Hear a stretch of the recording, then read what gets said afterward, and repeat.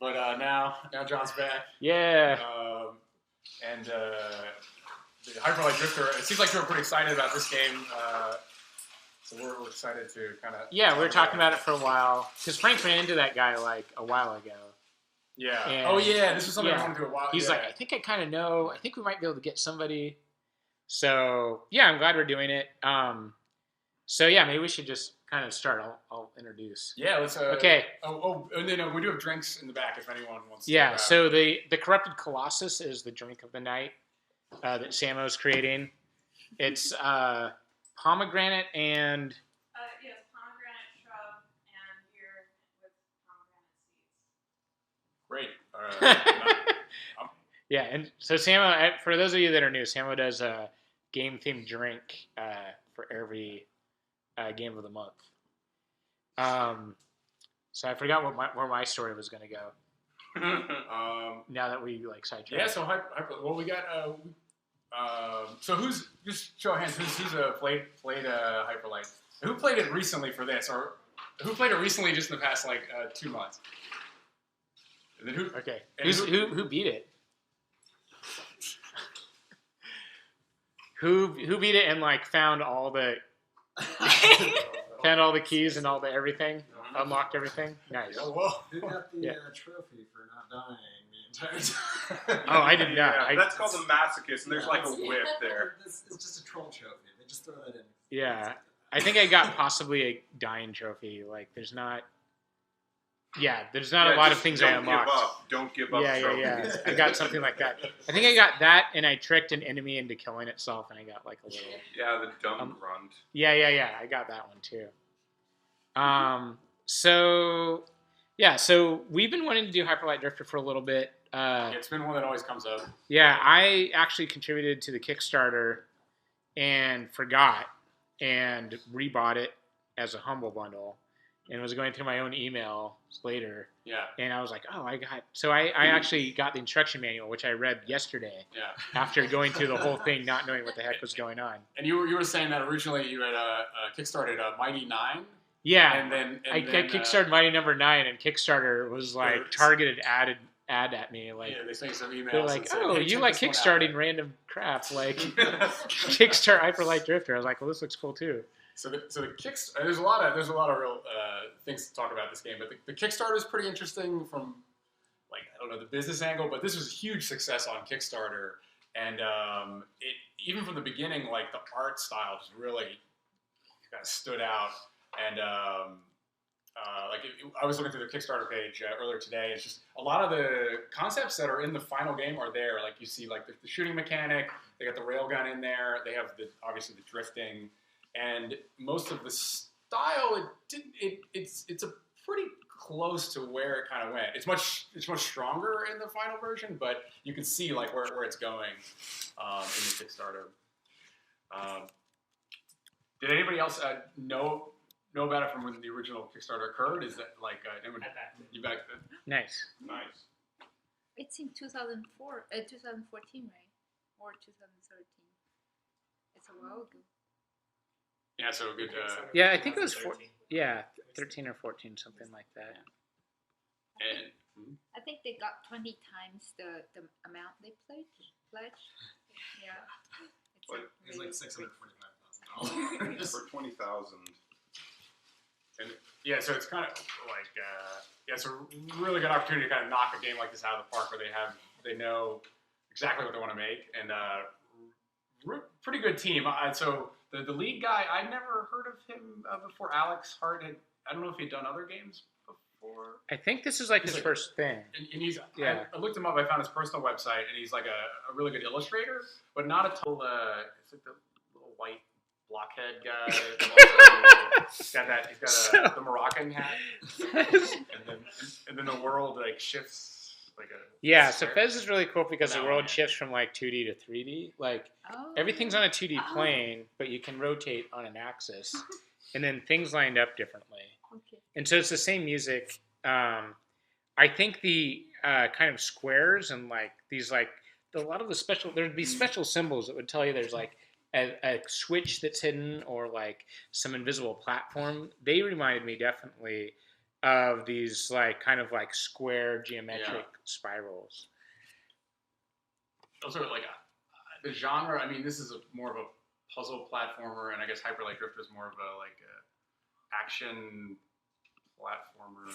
Like I would say it's an action. It's an action game, like action adventure. Yeah. That's what they used to call Legend of Zelda. So I'd say the roots. I feel like that's what it is. The roots for Fez might be more of like a Mario or even like a Braid. Yeah. Or like environmental puzzles. Where the roots for this, I think they said Zelda was a big influence. I felt Zelda, Metroid, anything you explore and have to double back, and then you find things to be able to like come back to. Online, there were a lot of comparisons to like Dark Souls, although Dark Souls was just super huge like 2 years ago, so everyone was comparing everything to Dark Souls. There was another game, Titans or something, like a pixel style game like this. Oh yeah, Titan Souls. Titan Souls? Yeah, I think it's called Titan Souls. Titan Souls? Yeah, right? Yeah. Yeah. And that looks a lot like this in terms of like top-down perspective, pixel art, and like. I'm pretty sure Titan Souls was heavily influenced by Hyper Light Drifter.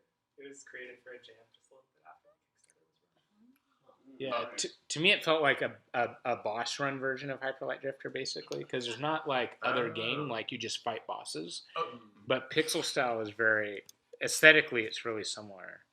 So they were slightly influenced by the concept of this thing.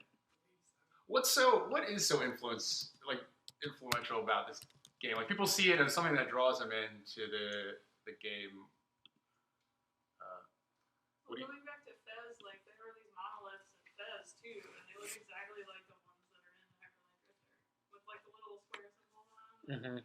But it has a secret code that you can actually decrypt, and it's just gibberish in Hyper Light Drifter. No. You can decrypt it. Yeah. I got the Hyper Light Drifter font, which does a 1-to-1. Oh. Yeah. It's decryptable, and so after you unlock all those things, you can see the whole story. But the story itself is like a little cryptic. But you can translate those symbols to English. Oh, nice. I could look that up, but yeah, it's a real thing. But that's I actually use that for like the flyer. Yeah.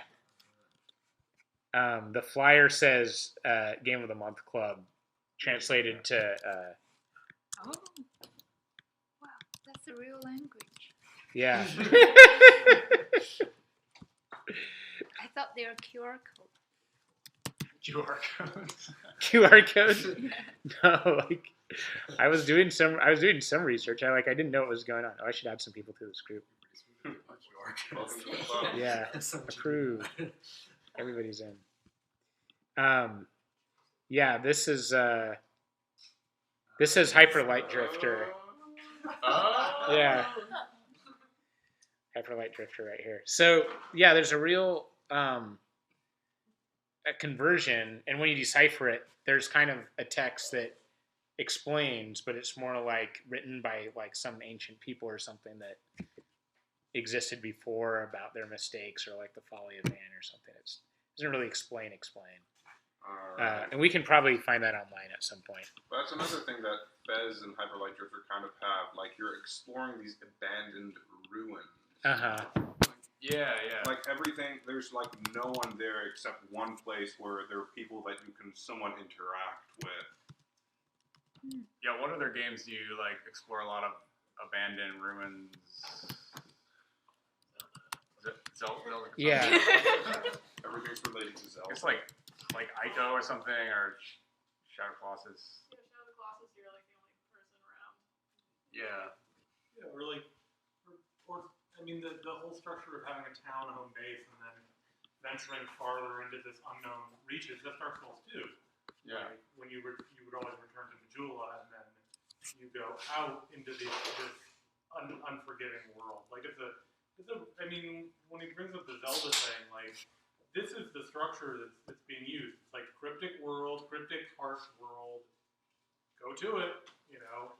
Good luck. Yeah, and they don't tell you which way to go in the beginning. Or they hint at it. Yeah. Which way did people go? Yeah. That's actually. Yeah, that's actually Oh, I interesting. started in like the place with all the water and all I went to the heard- forest. I went north to the mountains. Oh man. Oh, wow. Yeah, I heard that. It's I feel really like different. the water with the islands and the frog was probably the easiest zone, and maybe they put it there because like you instinctively like walk right in games usually. I thought you were supposed to go straight up. Like, I thought that was the easiest Mhm. one. Because the water is like. North is the easiest, it's shortest too. Is it short? I felt like it's really long till you get that. Like transport is right near the end. It's a lot more convoluted than the other ones in some ways. Yeah, I felt like that boss was really hard. Once I finally got, I tried to fight those two other bosses forever, and I finally found the frog boss. Like, wait, and then I was like, oh, I can beat this boss. Like, this is really different than the other ones. Mm. There is one way to like beat the frog boss like super quickly, and that's you have the pistol and you just slash shoot, and you do it so quickly that the boss doesn't even have time to react to throw stuff at you. So you just like shoot. Yeah, exactly. Yeah. So anyway, this is there. If you need to decipher your hyperlight drifter glyphs, you can find it on the Steam community. There's some examples like this says, Swordmaster,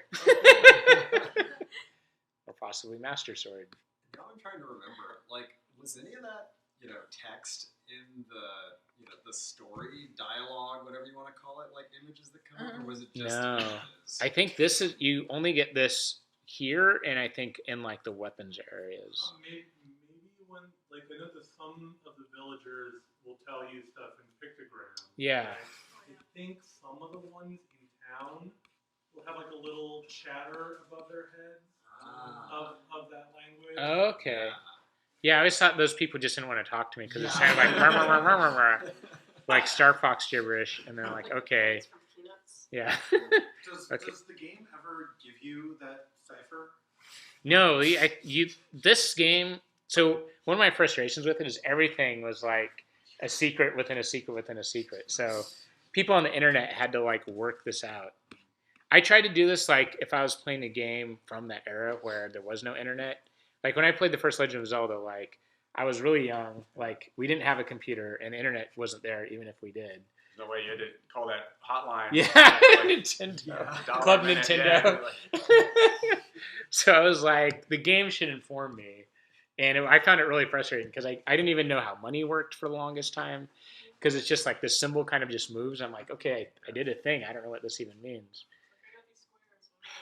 What do I do with the squares? Yeah. The square became another square.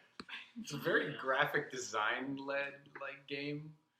Like even not wanting to use text, like it's like words are impure or something. They put it into artistic direction. Yeah. And like, I thought that was a cool idea, and I felt like I always knew what to do with the, I figured out the store, what the money was like pretty quickly and all of that.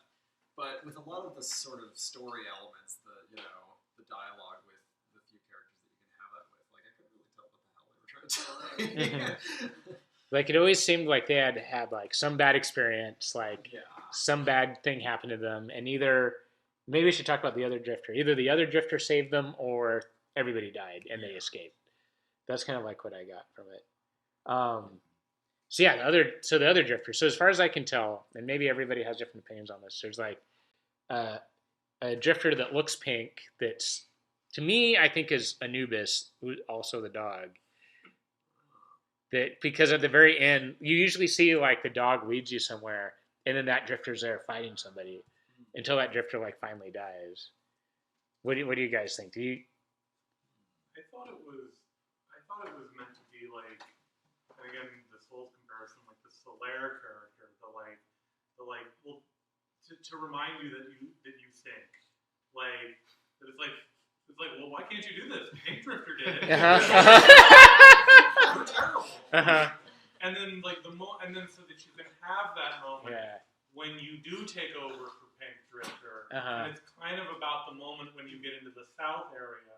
That I think for everybody, that's really when you're like, I think I know how to play this. Like if you got this far, you're like, I kind of know how to play this game now. Like, that's a really good point, because that was about the time I was like, I think I get it. Finally, like after beating 3/4 of the game. And what you said actually reminded me of like Mega Man X and Zero. Like Pink Drifter could be like the Zero the franchise, like the one that has all the upgrades. That's badass until you have to like take up the quest. So there's no direct dialogue between the two drifters. It's just he's just always there. At the very end, he's dying, and you talk to him like one last time, and then he becomes like one of those skeletons you can take equipment off of. So that was like I barely found anything extra. So that was like the second equipment set I found, but I think there's like 6 or something. There's 12. So I got 2. Yeah. Yeah, they're like these very special like marks or these symbols that you have to like search for frantically. It either you can click on them and they'll give you a secret path, or that there will be like one of those stands that you can shoot with the rail gun, and that'll bring you to a path. But you need to find keys in order to get to certain doors, which lead to equipment spots. They're little like squares. There's like a square inside of the square, and that tells you there's a secret here. Yep. Oh, I'm a tile. Yeah. Or on something. I feel like there's also stuff that looks like that isn't a secret, unless I just can't figure out some of those. That's one thing that bothers me a little bit. Everything is so perfectly detailed, but I think some of the hierarchy of like what's important maybe should be emphasized. But everything was like decorated to the same level of like. So this is a little bit lighter. It's on a wall that I can't get to, so maybe it's just a decoration. Yeah, I get confused too. What is the part that you can actually interact with and open another path? And there's a lot of invisible ones too. You have to go into the woods, or there's a path that you can actually get to another area from there. I didn't find everything, but I did find many things. And there was very rarely, I can't remember a time when it was like, oh, how was I supposed to figure that out? Oh, okay. It was always like, oh, there's a very subtle little hint there, like one of the squares, or like you can see something at the edge of the screen, which sort of is like implying that maybe you should try to go through the trees or something. Yeah, like I remember finding like the first time I found like an extra, it was either a key or like an extra item. It was because the wall was flat. There's a little notch, and that notch was like a pathway. But so I was like, okay, now that I see that. But then with me, I felt actually more frustrated because I'm like, oh, now I got to look at every place I already went and go back and look for little notches like on every like black solid wall to try to find like these secret paths. Now that I know this, and figuring those things out kind of late means like a lot of like retreading. Like, so when I played the game near the end, I didn't just go forward. Like every wall, like I kind of hugged and like everything I clicked on, like trying to figure it out. And you were talking last night. You were talking about in the original Zelda. I think there was one of the dungeons you have to like plant a bomb in front of a mountain to like open up a door. Yeah. There's no clue or anything. It just looks like the exact same like tile, but you got to put this bomb there, and then it blows up, and you can get into this dungeon. But back then there was no internet, so you only have like 2 games, so you just walk around and throw the bomb everywhere until something happens. Yeah. But it seems like some of those philosophies, which are really not acceptable anymore, were brought over into this. Yeah, this like space. so. Yeah, what I was telling Andrew is like as a kid I loved that, and I felt like when I played, like, that's where I gotta go. Yeah, when I played like Link to the Past, which I think was like for me early high school. That was the Super Nintendo. Yeah. I was like, oh man, this is so dumbed down because like there's like little cracks where you have to put bombs, like there's little clues. And I remember like the original game, which I had beaten as a kid, but like probably took me like 3 months. Like, yeah, in the second quest to find the last dungeon, you have to put a bomb in Spectacle Rock. Yeah. There's no clues where you're supposed to place this, or even what Spectacle Rock is really. You just like wander around bombing stuff, and then like the final dungeon's like behind this like and that was amazing thing. Yeah, and some of those games that was kind of the I don't know, the fun or the puzzle, or it was just something you had to figure out eventually. So I was really into it, and I think the difference is like kind of maybe in youth you have a lot of free time, and like you spend all this money to get this game, and you really hope that it gives you like your bang for your buck. And now I'm like, I don't want to like fight through all this anymore. Like I need to. They were doing like. I felt like throw me a bone here. I'm not sure. Like I don't think back then games were they weren't scrutinized like that. Like they didn't have a QA. Even with the game like Zelda, I don't think they had a really strong like QA department or game design department. Like I'm sure they were playtesting it, but I don't know if they were playtesting it like the Japanese version didn't have a save ability, so like kids were just expected to beat it all at once. Like it's like multiple month-long game. Yeah, and there wasn't the internet, but you would have like a friend who heard something, or someone had a subscription to a magazine. You could do it. Yeah, like somebody had a Nintendo Power, but I liked the reason I wanted to like kind of talk on the forums is like I felt like at lunch, like when I was in 4th grade, people would talk about all these like secrets and all the games that they had. Like some people were just BSing, but I think some people really knew about. I think stuff. You kind of decided to torture yourself a little bit. Like games like Dark Souls, for example, like the whole time I have the Wikipedia open, like, and it's fun for me. Like I want to see the map. So that exchange between like the internet and like my game experience, I'm more open to letting people come into it.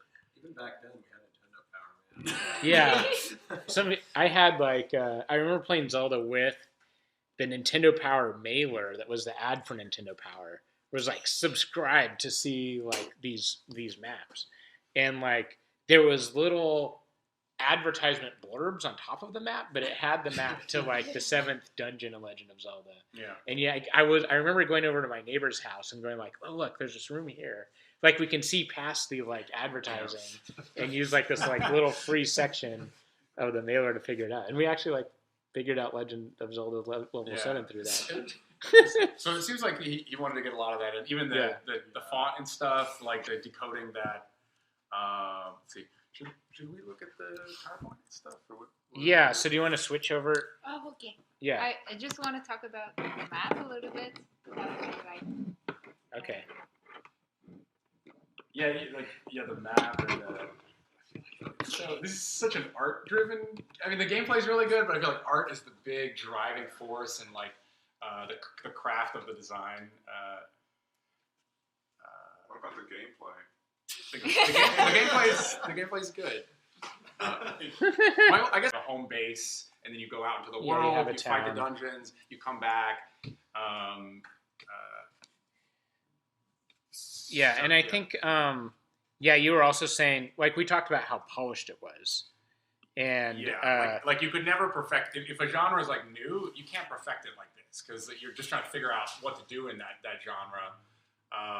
Like even with like a Dark Souls 1, like they weren't really sure, like or Demon Souls, they weren't really sure how things were going to work, and they got to polish it. Where this, they were able to kind of. It's a really polished piece of art. Yeah. Like one of the things I think I appreciated the most playing through it is that everything seemed very intentional. Like every bit of the landscape seemed put there with a very specific purpose, either like balancing an arrangement or leading you in a direction, or possibly making something harder to find. Like, okay, there's this little health pack, but it's really behind this rock and you can't really see it, except for this one little edge. Like, it looks like a game where the creators like looked at every single screen and really thought about the placement of each object in it. So not just is it beautiful, but I think like strategically the areas are mapped out. Yeah, very high level of craft. And maybe they went a little too far with the craft, like not using any words. Like it's like craft was more important than the functional aspects of the game. Okay. Yeah, Well, there's some dialogues there telling you about what is exactly the story. So you just got some hints. I really like the map in this game. You can see this is a version of decrypted and marked with all the items you can find from internet. It has 2 versions of the map, like the above the ground and underground.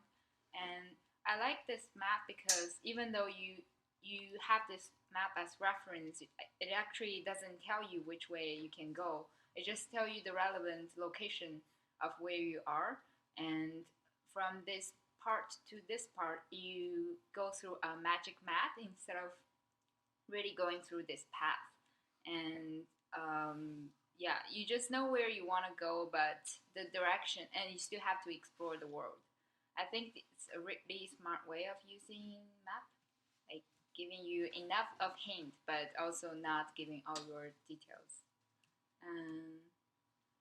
And also I bought some of the upgrade of the weapons with the heart earned money. And some of them were more useful for me, like the sword and the dash, but some of them were not that useful because the battle is always really, really fast. I couldn't like get enough time to switch into another like bomb, using the bomb or using the gun to shoot. And so I think, yeah, if there is some like strategies, maybe spend your money wisely at the first, like buying like upgrade for swords. I felt like I always used the bomb by accident. Okay. Like, I'd go in and I'd hit the wrong side. Yeah. I just a question for people: do you guys buy the gun upgrades, and are they the same as the guns you pick up, or they add to it? They add more shots. Yeah. To Okay. Each kind of gun, you have to buy them separately. Okay. Yeah, I would say that is the one super cryptic unfair thing about this game is that like you don't know what the abilities do, and you can't go back. And you can't go back. Yeah. So I definitely did some of the best abilities I got were the last ones I bought, and some of the stuff I punched into early weren't really good. Like you're like, oh, the bomb stinks, and you're like, yeah, but there's no way to know. And you might go like, oh, bomb, I'm gonna blow everything on like fully upgrading this, and then you're like, it's terrible. But it does show you, like when you're in the store, what the abilities do. But that's where we're relying on imagery fails. It's like you see something awesome. The bomb doesn't stink. It's awesome. There are some sections where they're just swarms of people, and then you just want to say, screw you all, and blow them up. Right, but it's like the thing of like, well, do you go north, do you go west, north, or east first? Like, I think I ended up using the bomb a lot near the end of the game, but like it is that thing of like, there are certain abilities if you bought earlier, and there are certain directions that if you went earlier, this is a way easier game. The curve is way easier. But if you go the wrong way, not knowing, and buy the wrong abilities, not knowing, you're like, this is the hardest game I've ever played. Yeah. Yeah. So after I beat it, I looked stuff up on the internet because I wanted to beat it first, and like everybody was like, "Well, buy the double dash first." And I'm like, "Well, I didn't know that." Like I was like, I use my sword all the time, so I upgraded all my sword stuff before I even started working on the dash stuff. But apparently, that's what you're supposed to do for next time. Did you like get that? Go to that ring. That. I didn't figure it out. Like people kept saying, like, go to the ring challenge, and I guess you can unlock something, but I didn't figure out what they wanted. I did 300, but not like 220, and I was like, this is stupid. A quick question: how many people fell off a bridge multiple times because they forgot the mouse cursor dictates where you dash? We played it with a controller. I use a controller, but I fell off the bridge or the land all the time at the beginning of the game. Yeah. I feel that half of my lifespan on fell off the. Yeah. I literally there's an area where there's a really nice view, and I thought I would sit down, and like if you hit the gamepad down, there's a sit button, and in sitting I fell off the edge. Like it just like he sat down and he fell off the edge. He just sat. It's like playing on a keyboard is a completely different experience because like you have to like aim with your mouse cursor where you're dashing to. Yeah. And sometimes your mouse cursor just naturally like sits somewhere else. Drift to a dumb spot. Yeah. Yeah, like and the controller using the gamepad, like the main joystick, but like if you want to aim before you shoot, then there's like a trigger button that lets you like do that. And that I found only if I wasn't being attacked did I actually take advantage of, where you could sit and really plan things out like a sniper. Yeah, when you start the game on the PC, it actually tells you like straight up, like play this with the gamepad. But I heard that the dash challenge is way easier with a mouse. Like the one where you go, because you can like click where you want to dash, I guess, and so you can just go boop, boop, boop, boop, boop, boop, boop. Yeah, yeah. Also, Jeremy and I played it co-op. Oh yeah. We did it. You can play co-op? Yeah, there were some parts where, like, if you aim with the gun, you can like see that way.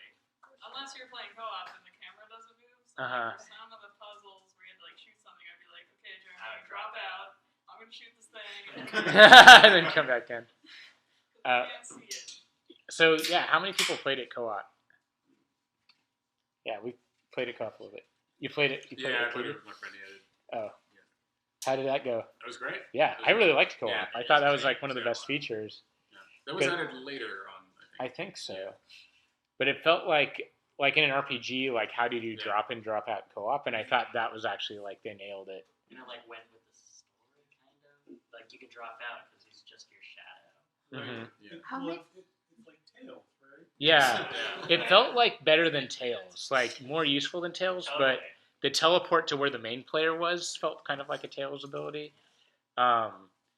It kind of reminded me of a hybrid between, say, Tails and like Secret of Mana, where like another player, you could have like 3 players, but they still kind of like have to do the same thing, follow the main player around. So we played co-op. When it was really useful was we were fighting the bird boss that like directly targets one person and tries to shred them up. Yeah. So having 2 people meant one person could like think for a second while the other person was fighting. You could kind of tag team that boss. That's when the bombs and guns were useful. If the second person could actually use I could stand the distance and like shoot at them. So. Yeah. I also played co-op by myself when I don't have enough life. So I just spawn another person, expand my attack range. That's funny.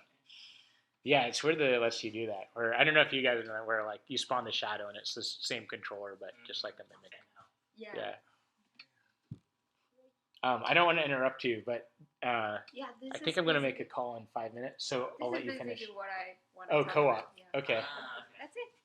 I was really pretty. like this week. Yeah. This is... Yeah, I think that's where I fell off. Oh, okay. I was like, it's gorgeous. Yeah, color I'll palette. take a sip. Yeah. There's purples and red and green. I guess your character is one of the brightest reds. Mm-hmm. He's coughing up blood. But yeah, really consistent. Like nothing seems out of place. Like UI, character, and background. Like sometimes in games those seem disjointed because different artists are working on them. But it seemed all really unified. There's another game. There's an iOS game called Super Brothers Sword and Sorcery EP. Yeah. Oh, have you played that? I think I played it. It's more like an adventure game. You walk around, but it's pretty linear. Yeah, and there's like puzzles and stuff you saw. Yeah. But the art style is very kind of in the same. We could talk a whole thing on Super Brothers. So I like, I personally was a huge fan of Super Brothers before they even made video games. Oh, they were. They made like video art that looked like pixel art. And they ended up working with this dude that did sound, and then they ended up working with Cappy later. And so like their like evolution sort of progressed into that game. So yeah, I love Super Brothers Sword and Sorcery. The music is very close to each other, those 2 games. But yeah, if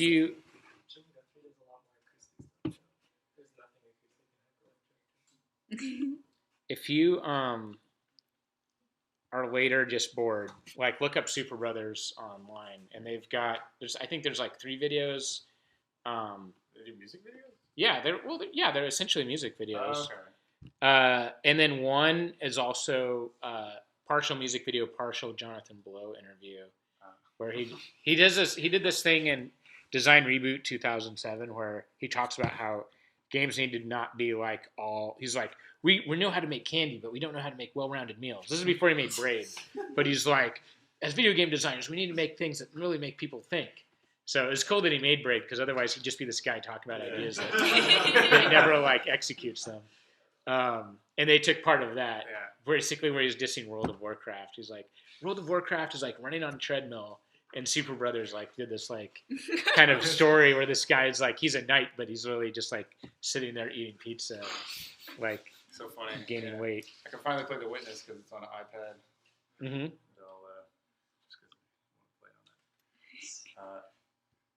Yeah, but the art style, the Super Brothers art style, and then this art style, and it does feel like it's got that kind of Shadow Colossus, like Ruins, and then that one Japanese director, is it Miyazaki or? Miyazaki. Yeah, Miyazaki. Yeah, and he's got like what Island in the Sky or something, where it's like castle, fortress in the sky, and I always think of like giant robots or the Colossus robots and these like concrete castles or fortresses that just kind of float for some reason. The style always reminds me of that. I want to mention the controller a little bit. When I was playing with the Xbox One controller, if your health dropped to 2, it started to like getting the feedback of a heartbeat. Like you can have this like doom doom doom doom on your like controller, which is really cool, I think. Yeah, I played it on. I played the PS4 physical disc of it, and yeah, it was the same. It was the same deal. Yeah. I really like that. Also, the coughing is also like indicating you need to recharge your health. Yeah. It's like when he is like suffering, like you really feel that through the vibrations. Well, that's an interesting question. What platform did most people end up playing this on? Was it PC? Steam. Yeah. Steam, Mac for me, with an Xbox controller. Yeah, that'd be funny if like that rumble sensitivity is like the Zelda like you're dying beat, you know, but like that you could play the experience and never feel that. Yeah. Yeah. Also, when I went over the magic, like the star ship, I can also feel the like shaking. So it has a lot of rumble indications in the controller if you are like playing with Xbox One or PlayStation. So we're waiting for Alex to write back. Okay. You guys want to try to figure out what was happening in the story? Well, yeah. I kind of want to ask him directly. You might not really get an answer. Maybe we can talk about a little bit. But does anybody have like a strong opinion? Like feel like, okay, I think I figured it out. Okay. No, like, I'm with you.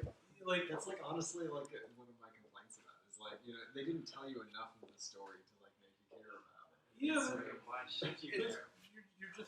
You're a guy on a doomed mission. You kind of know that. Yeah. From the first moment you play.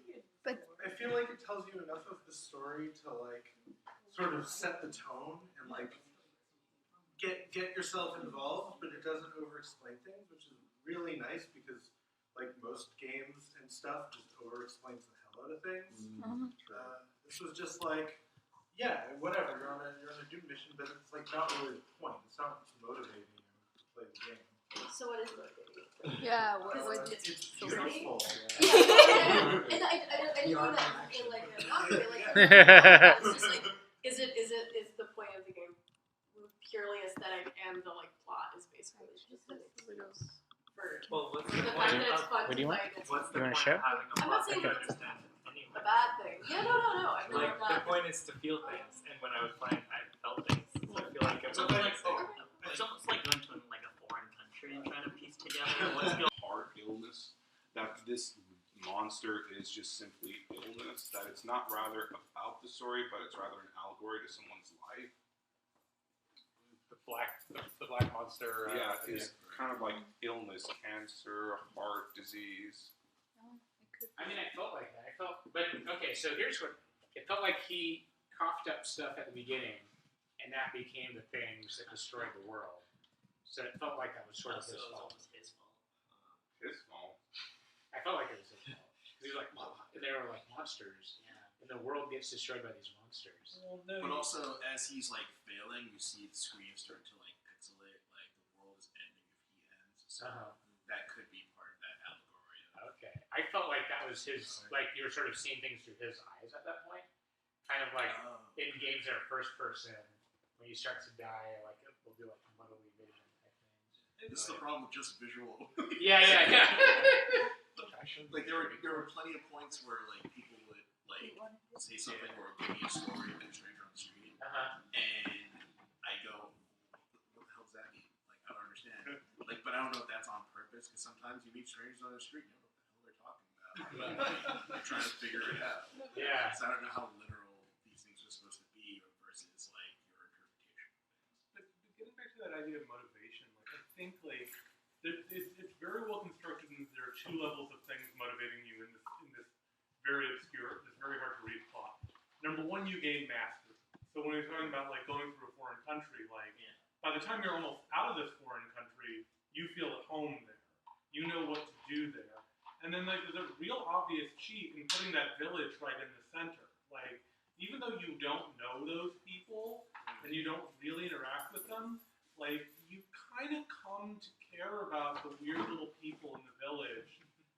hand, and there's a major cheat. Do you guys play the soccer game? I saw it. I tried to. Oh no, I never saw it. What's the soccer game? You can play soccer, like dash soccer with one of the kids. Just earn like one of those money points. So there's all this stuff like where it's like you might not know why you're doing what you're doing, but it's really built to make you feel like, no, this is the thing I should do. Like, or you go to the water town and you see the disaster that happened to the frogs. Like in the north, like it's long past the disaster. In the west, it's long past the disaster. But in the east, the disaster is very fresh. Like you are seeing, like I think you see them, the frog people. Yeah, being killed. I felt bad. I thought I guess they're otter people. Yeah. They're just getting massacred. Like by when you get there. like the frog ninjas. So it's like Yeah. it's definitely the one time where it's not just like you're seeing a ruin. You're seeing something right on the verge. When something's actually happening. To bring it back to the story thing, like the black character, there's no words in the game, but on the Steam trading cards, they were, I think, required to give them names. So the main character is called the Magician. This evil creature, as the title is, of Judgment. Well, those are all, not to be a nerd about it, those are all the names of cards in your sort of standard tarot deck. So it might be less that those are their names and more that that's like the closest representation of what they interpret as the meaning. That's what it is. Yeah. I could be completely off there. You're character actually is definitely like officially named Drifter, so like they don't match up. Oh, but I thought Drifter was like his role, because like in the instructions it says like the Drifters were like gatherers of knowledge. Yeah. So is he a Drifter named Drifter? I was watching a. Do you guys know what like Games Done Quick is? GDQ. They were like speed running this game, and one of the guys who was like doing commentary on it had actually like disassembled the game or whatever and like looked at the code, and apparently in the code the other drifter is called the Badass Drifter.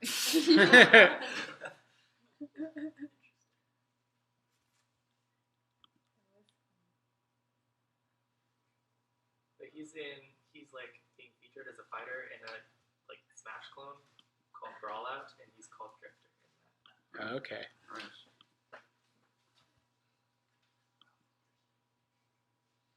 Making a little.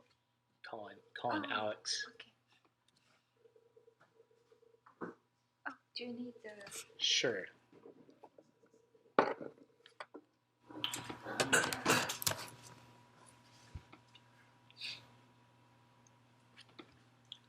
Hey, how are you doing? Oh.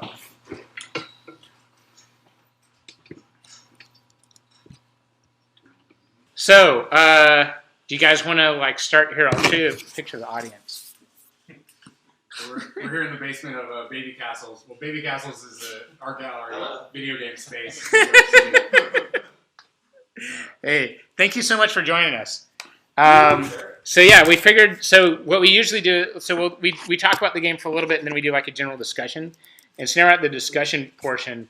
So what I'd like to do is like field questions from people in this crowd here, and maybe you can like enlighten us. So Andrew, you actually had a question already about just working on a small team. Oh yeah, I have more like development questions. Do you want to start with that? I mean, the biggest question I think a lot of people have is story related. So we could start with that. But I have some technical questions. Why don't you just jump into that? Because I feel like story is going to be big. So Hyper Light Drifter is like it's really got an amazing art style. It's like super cohesive. The sound and the graphics, the animation, is a very specific direction to that. And I was curious, like how did you achieve that with a team? I think like what was like a normal week like when you guys were developing this game? Like would like did you guys just work full time, or did you like what was like a typical week? Would you guys have meetings with everyone? Like how did you keep the artistic? How did you have a team that like had to make a huge game, but kind of maintain kind of the motivation and like the artistic vision week to week on the project? I mean, we were working full time, and maintaining that motivation, I think, was a lot more about, I guess, us seeing the unique vision together and wanting to make it all our own. Like, it was initially my idea, but it became the whole team's, and I think that's a good way to keep everybody on track and on course and, you know, artistically motivated, is involve them as much as possible and give them their piece of the game that they feel like they can own and they feel like they can shape. Because on a small team like this, that's pretty much how it has to work. You know, like, I can't do everything myself, and I don't want to do everything myself. And plenty of the ideas that came out, you know, were shaped and informed by a lot of members of the team through long conversations that we had throughout the course of development. So I think keeping it highly collaborative and having a lot of design conversations with everybody on the team continue to make that process feel viable for everybody. You know, whereas if I was just kind of in my iron tower doing things alone, that wouldn't have helped. But it's just about involving everybody as much as possible. In the core, like the core team, I think it's worked with a programmer on Samurai Gun. Like, was there like a core collaboration team, and then more peripheral members, like the sound design team, or did like, because I mean, really, it was a pretty small team overall. It was myself and Bo to start with. He's the guy that did Samurai Gun. And then once the Kickstarter took off, I pulled in Casey, who's an old friend, and Teddy, who was a newer friend, and eventually pulled in Sean, who was the animator, who was a total stranger but became a good friend through this project, and Rich Freeland, who was still living in Berkeley at the time, and so he was less involved on the day-to-day, but he was still involved pretty heavily throughout the project. But that was kind of the core in LA that ended up having all the conversations and, you know, channeling the story and design of the game overall and the feel of it. Yeah. Eventually, Cosimo joined up near the last 9 months or so of the project, and he was helping out with art and everything, and some story stuff. And Akash was our sound guy for the sound effects and some atmospherics. But he was also out, you know, in the Northwest in Seattle, so he wasn't a day-to-day person either. It was just like, here's the task list for the week. So the core of us, there's like 4 or 5 of us really on a day-to-day basis that we're having conversations several times a week. And I was looking at your guys' website, and you have like a couple of job positions opening, and like in the description you say like everybody is kind of wears a lot of hats. So it sounds like no matter what your role is, you're still working on some kind of game design aspects and some kind of QA aspects. Yeah, I mean, that's kind of the thing with an indie team. Like, you all have to be able to do a lot of different things and manage and juggle a lot of different aspects of the game, because even for somebody like Sean, well, he was the most focused, but because he was focused on the animation primarily, but he was still involved in a lot of the design conversations and story conversations and even some of the music conversations, like when we're putting the trailer and everything else for the second or third one for the launch trailer deep into the project. So even he, the most focused person, still had a ton of feedback and still had to put on that designer hat several times a day. But, you know, folks like Teddy, who was doing a lot of programming on the systems side of things, and he was doing some level design, and he was having design conversations with me, and he was giving feedback on story and whatever else. Like, you know, it's just kind of how it works when you have a handful of folks working on something together. You can't really say, hey, go in your corner and work on this for a month. You have to be involved pretty deeply on a lot of different aspects if you want this thing to work.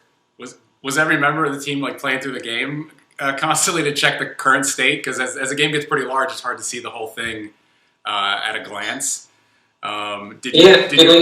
Did you ever feel like you were kind of losing, like it was the game was running off into a direction that it was not intended, or it seems like no, I never felt that. I think there was.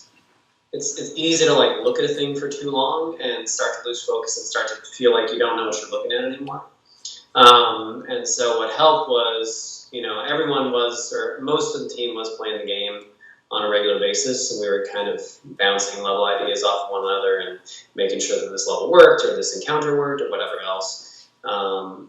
And another thing that we would do is we'd have like one or two team members that weren't involved in the level design side so much, and we would make sure we play tested on a few other folks before we brought it to them, and we'd observe them internally before we bring it out to like friends or people at Glitch City to play test and observe that. So like these kinds of sub steps so that we get an idea of like, oh yeah, Sean hasn't played this level for like 3 weeks. Let's let him play it and watch what he does. Because Casey and I are going back and forth on levels all the time, so we know those things inside and out, but Sean doesn't. And then once Sean plays it, we can make tweaks and adjustments, and then we can take it to like a legitimate play test outside of our own little bubble. Cool. Yeah. So one of the things we were talking about earlier was the co-op and how that felt. Mm-hmm. At least for me, I thought that was really well executed. And that was like a later addition to the game. Is that right? No, the co-op was one of the first things we put in there. Oh, okay. Actually. It was a feature that we didn't want to put out. Well, we didn't want to put out half baked, and so we had to take some time before we put it in the patch. But it was always there. It just priorities, things took precedent over like completing that mode.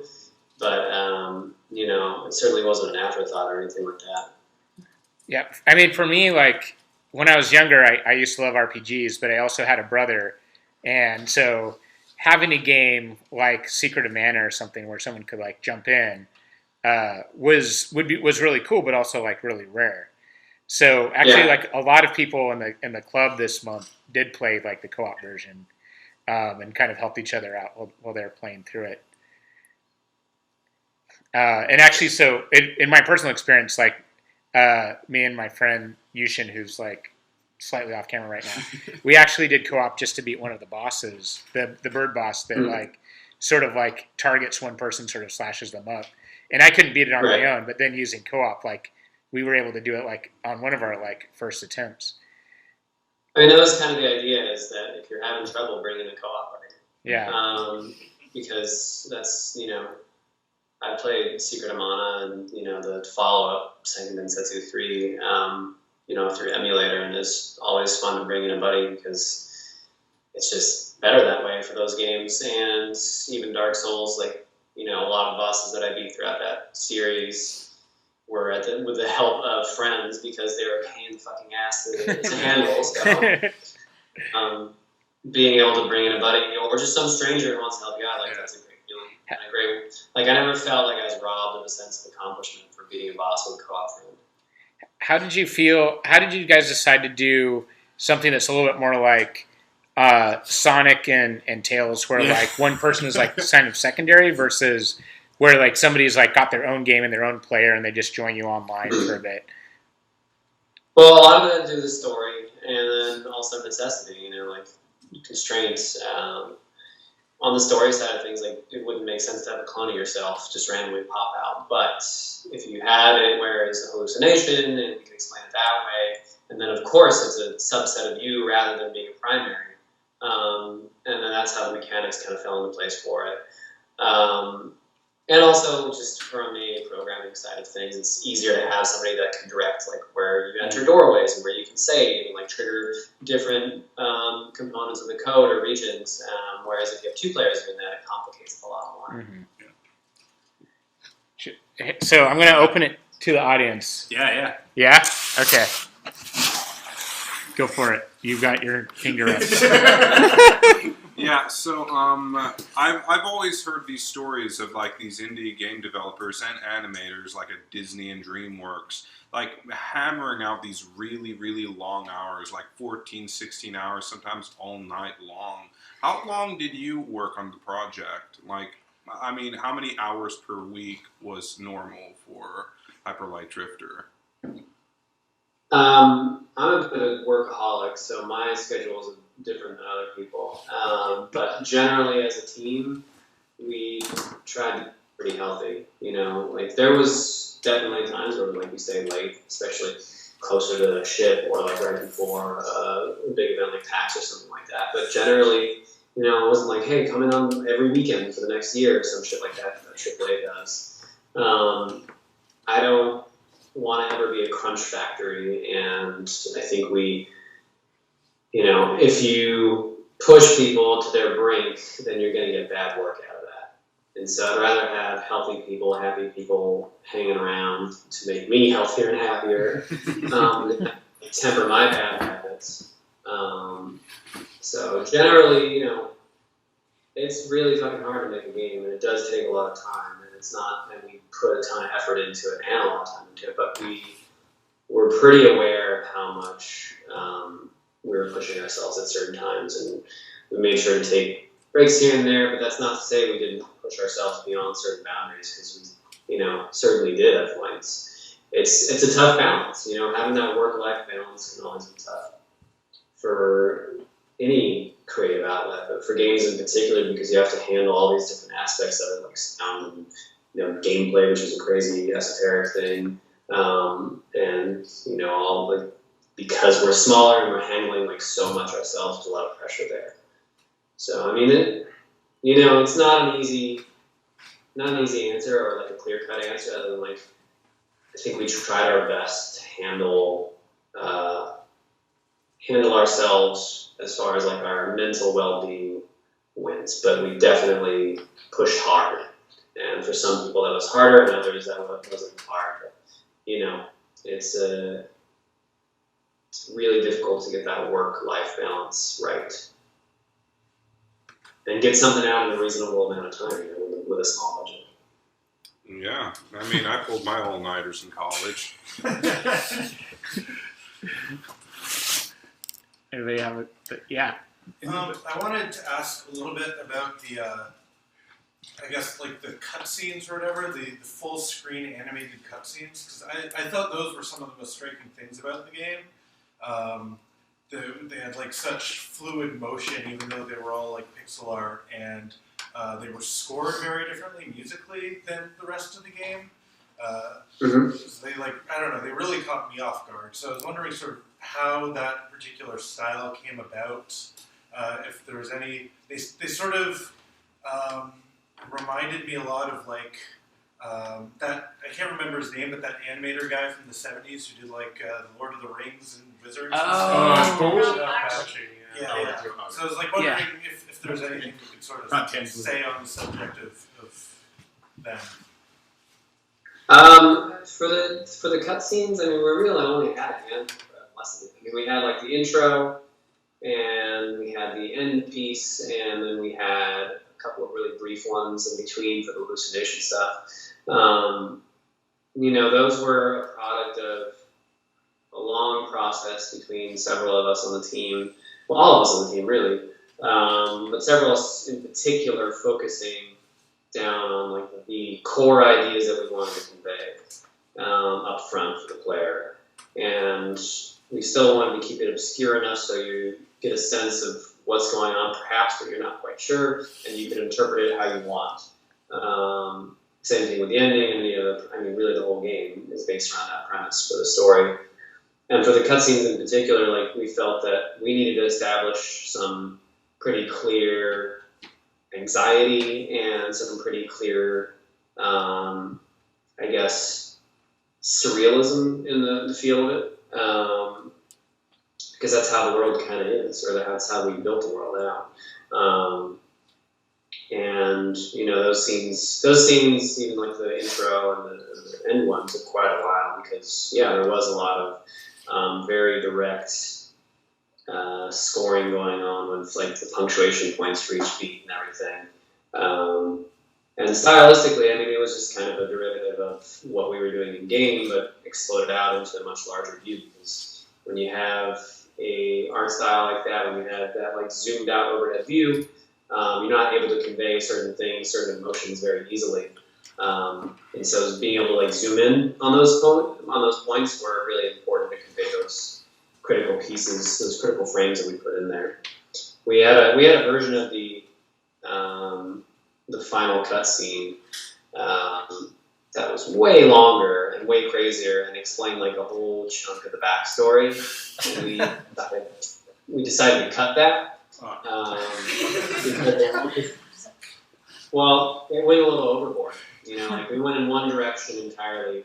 We boarded it all out, thumbnailed it, talked about it, like mapped out what we were going to do, and even did like a quick animatic. And we were like, yeah, this is cool. And then sat on it for a couple of days and came back to me like, this feels wrong. This doesn't feel like the tone of our game. This doesn't feel like, you know, the kind of atmosphere we're trying to build, because we were over-explaining all these details, and eventually it's like not letting the player interpret the story for themselves anymore.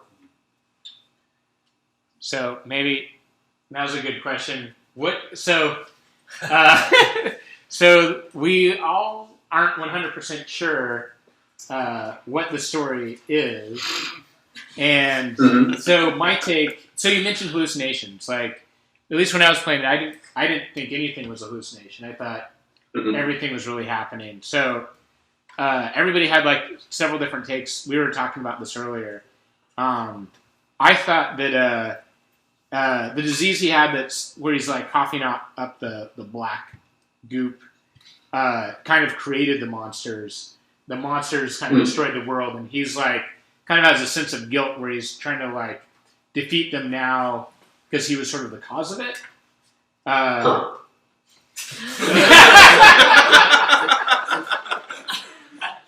So yeah. Would you like to share like what we were supposed to get? No. But there are hallucinations. I think that's a super interesting interpretation. Part of the purpose of the ambiguity of it, and the way that we presented the storytelling in a very visual manner and asked you to like pay attention to certain key details, was because, again, we wanted anybody who's playing it to have that interpretation, to make the story their own in some way. You know, we left some pretty clear clues about certain things, and other things are absolutely up for interpretation. So for me, you know, like I never really want to go in and explain too much, because there is a pretty clear-cut explanation when you like complete certain things in there and get all the tablets. Like, you can actually get some of the backstory pretty clear. Well, as clear as it's going to get. So it helps inform those things that would maybe change your opinion on what's going on for what you just said. But other than that, it's like, for me, part of the joy is listening to what people have to say about the story and what they got from it. Because getting all those tablets and getting that, like, you know, secret text to explain some of the backstory or some of the history takes a little bit of effort. I mean, you can find it online in 5 seconds and read about it. But yeah. It gives you like a basic outline of the previous history of this world. And again, like, I think once you pick up on some of those cues, you'll start to maybe make some connections between like what's going on currently and what happened previously, and why things are the way they are. But yeah, I don't know. I like to leave it up to everybody to do that themselves, or like not do that at all, and, you know, like have their own completely different interpretation, because it's really fascinating to me. So I was trying to play it like, it felt very Legend of Zelda, Link to the Past, and very Super Metroid kind of. So I was trying to play it like, as a kid, I didn't have internet, I didn't have a computer, and all you have was like other people to maybe talk to at lunchtime. So I was trying to play it sans internet. So I was able to beat it, but I didn't find very much. I found 6 keys and 2 outfits, and really didn't know what was going on. But I got through the game. Yeah, I mean, that's part of it too. Is like, we ask the player to work hard to like actually get to the core of what's going on. Again, there is some of that story reveal that you're maybe looking for, but it takes some effort to like actually snag all those little tidbits and put them together for that like full tablet reveal. But even that, you know, like it's work to get to, and I appreciate that you like played it that way, because that's how I like to play a lot of games too. Because the internet can ruin everything in like 5 minutes. When we released the game, They pretty much broke down all the secrets within less than a few days, within like 2 days, basically. Did that feel frustrating? No, not at all. It felt amazing that like people were that dedicated. And like in this day and age, when like a Dark Souls game, which is way denser than ours, can be broken down in a matter of days as well. It's like it shows the power of people working together online, and that's again another really fascinating thing to kind of observe and be aware of as a game developer. It's like if you want to stuff your game full of secrets, it's going to be real hard to hide that stuff for very long. Like the longest running one for a while that I can remember off the top of my head was Fez, and like that big dark cube that they had in there. That took a couple of years for people to crack. But other than that, like, the internet will break down your game real quick and figure everything out. It's like in less than a week, probably in a day. So did that factor into any design decisions?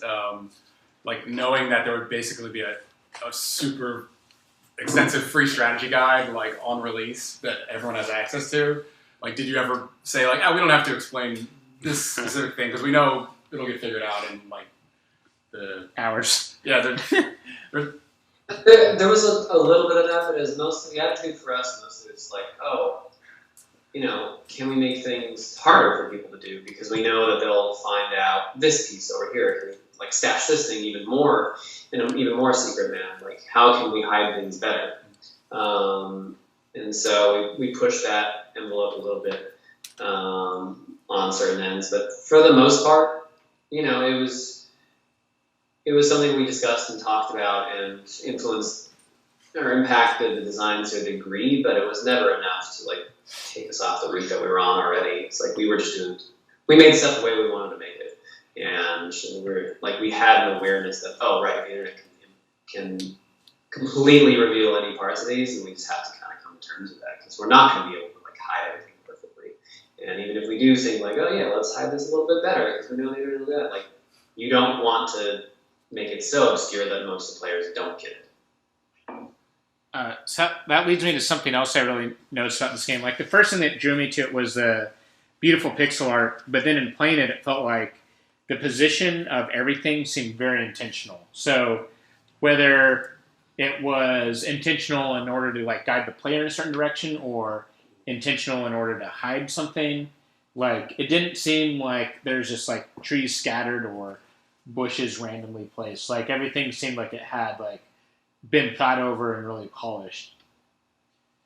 Yeah, I mean, I touched every single one of those rooms myself and polished them off. We were each contributing to, a lot of us were contributing to level design in major ways, and I mean, much like you're saying, like every bush and tree was very, very intentionally placed.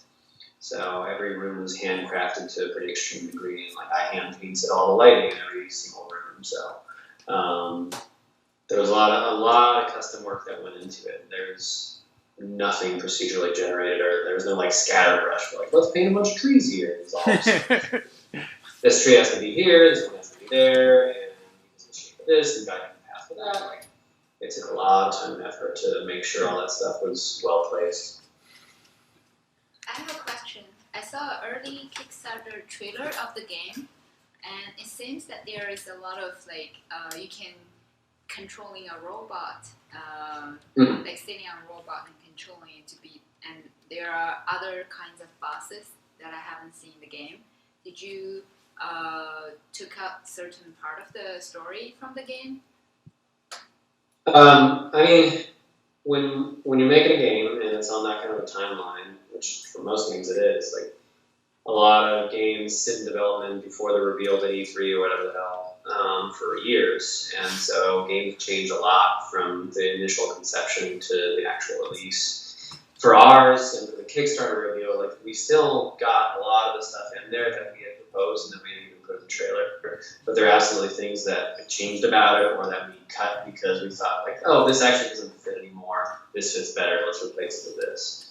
So that initial trailer and some of those initial concepts, again, either changed or cut or got replaced with better things because that game that was pitched initially was much smaller than what we ended up going with at the end. So,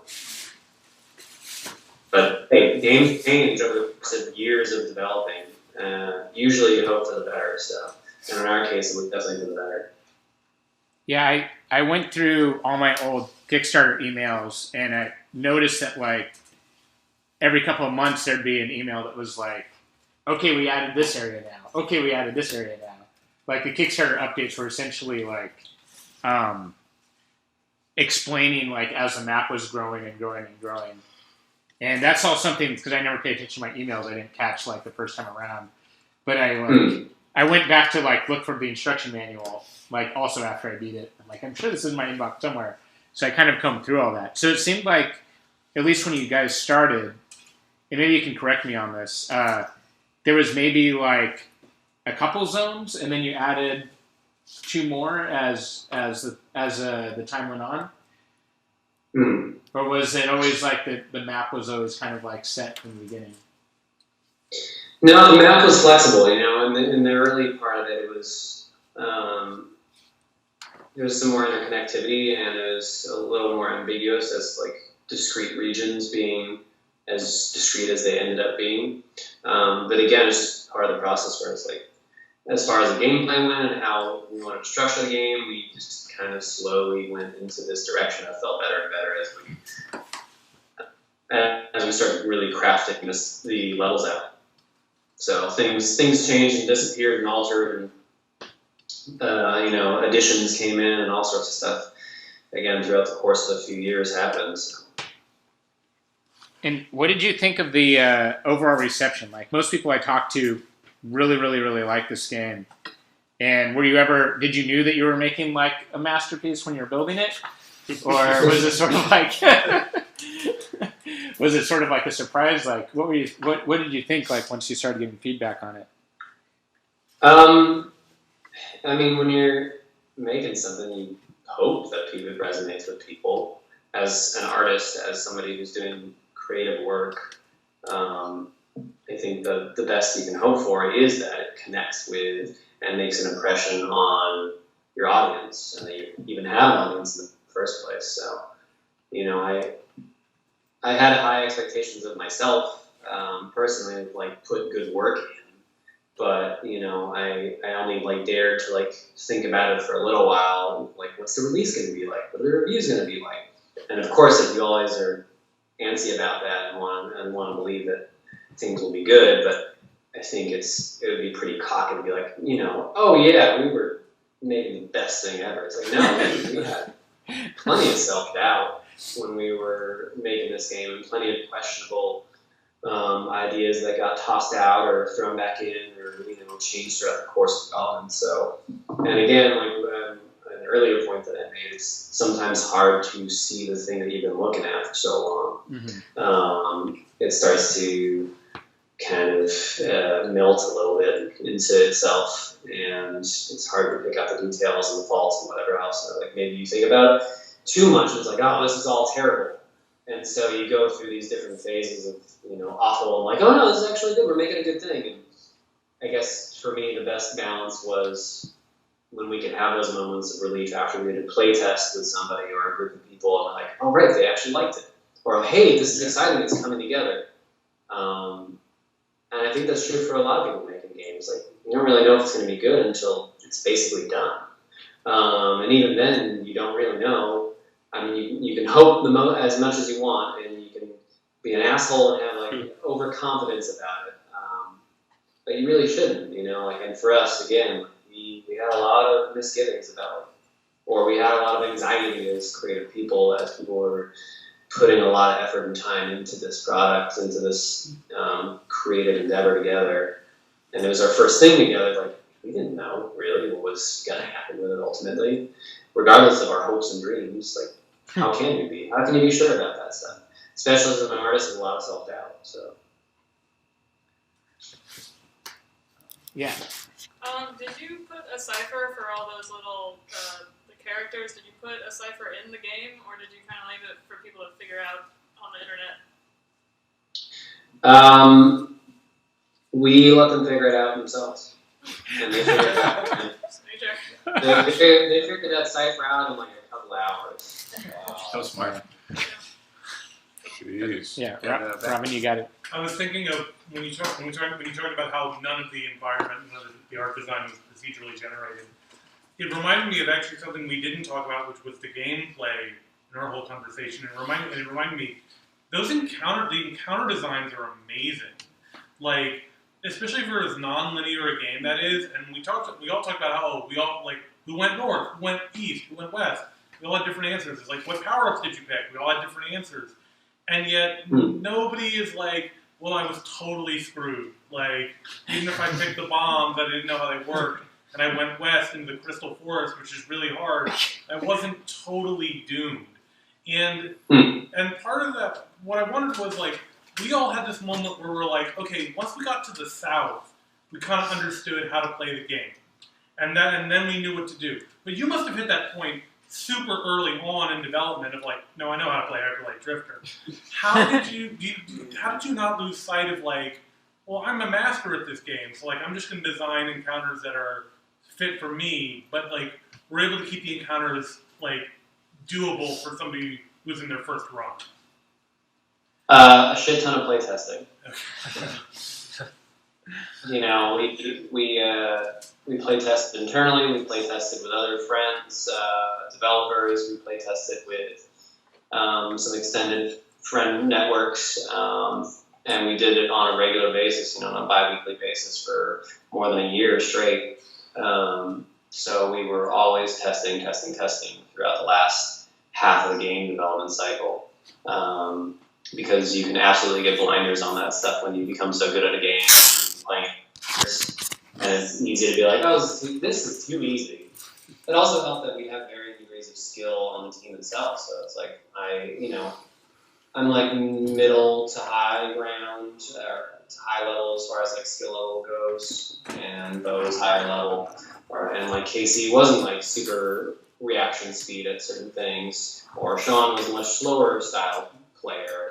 Or Teddy was kind of, in between and all that stuff. So we had a spectrum just on the core team itself to play it out. And you're like, oh, well, we can see the problems even internally, or just we can see the spectrum and feel like, well, what do we want out of this? And how hard do we want it to be? And how easy do we want it to be? And so we erred on the side of making it a little harder just because we like challenging games and we like to overcome stuff. And that's kind of part of the core story and like feeling of the game as well as like overcoming difficulty or difficult challenges. So ultimately, again, it came down to just a lot of play testing and also from the beginning deciding that we wanted players to be able to beat the game even if they got 0 upgrades.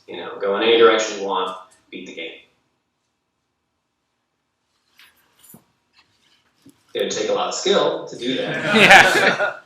Without any bonuses, but as a person who tries to run Souls and without like a nude run, then it can be fun. Yeah. Or it more came from like a Mega Man design ethos of where I would almost always avoid using the rock paper scissors. Like this one does this to this boss, and so down just really quickly. I'd rather just do a Mega Buster run throughout the entirety of the Mega Man games. Well, I know there's like a whole community that does like Legend of Zelda runs without the sword. Yeah, there's people which is insanity, but it's also amazing to watch. Yeah. So now that you finished the game, you put it out, and you have this whole team together. Are you guys working on an upcoming game? Or are you working on a new project? Yeah, parts of the team left to go do their own thing, or not be part of games anymore because making games is crazy. And then we have new team members, and so we're building a much bigger project this time around. So a bigger project. A bigger project. Yeah, our team is larger by a significant margin, and we're doing you saw the job posting. We're using UE4 and doing full 3D. So. Oh yeah, I was going to ask if you were going to use Game Maker again as your engine. So you are going to use Unreal. It's probably Game Maker is great for 2D stuff, and it's great for rapidly prototyping. I'm trying to think of a more beautiful Game Maker game. There are some 3D Game Maker games out there. They're pretty limited though. But its strength is in 2D not doing 2D for our next game. So. Will you also try to fund the project in a similar way with a Kickstarter, or will you kind of just go in the direction you want to go in with this one? No, we're not doing any public funding or anything like that. Kickstarter was quite an experience for me, and I, maybe someday I'll go back to that, but right now it's like, no, we're all right. I don't want to. That was it was the whole thing to maintain the updates every month for multiple years and maintain like the thousands of messages that I got over the course of the years and do all the fulfillment for all the different rewards and everything else. And also there's a lot of people that, saw that original pitch and like, you didn't put that in there. Why didn't you put this in there? What happened to there? And then, like the questions of like, what happened to the game? It's like, well, it's a game and it changes, like that's what happens in games development, and you hope that it changes for the better, and we think it absolutely changed for the better. So there's also that push and pull of like, well, how much do we reveal to people and how much do we keep secret, because we're not like a multiplayer game or something like that where the story doesn't really matter and you can do all sorts of crazy updates and like, look at this crazy tech we put in here. It's like, no, we had to balance out like sharing enough that people felt like they were involved because we wanted them to be involved, we wanted to share stuff, and there was a lot of stuff we had to hold back, to be like, no, we can't share that because it's going to ruin this thing over here. We want you to actually just play the video game. So it's a tough balance when you're in the public eye like that for multiple years throughout development. And then there's also the sting of people being like, where's the game? And why is it delayed? Well, because all of these reasons, because video games are like always delayed. And you just don't really see that. Like, again, all these games that are revealed to you free or packs or whatever else it is now, they've been in development for a lot longer than they have been like out in the public eye typically. And sometimes they get canceled or rebooted or completely changed from the original design into. So it was a difficult balance to find being out in the public eye like that all the time. And, wanting to just kind of be heads down and work on the stuff, and then also support the community that helped bring this thing to life, because we have a responsibility for that. And I felt really like a connection with the community that kind of sprung around this game. Like that was something that was really great and touching and amazing, and I wanted to make sure that people were engaged as much as we could possibly keep them that way without ruining the experience for them. So is there anything you want to reveal about the next game? Other than it's 3D and a UE4? No. Okay.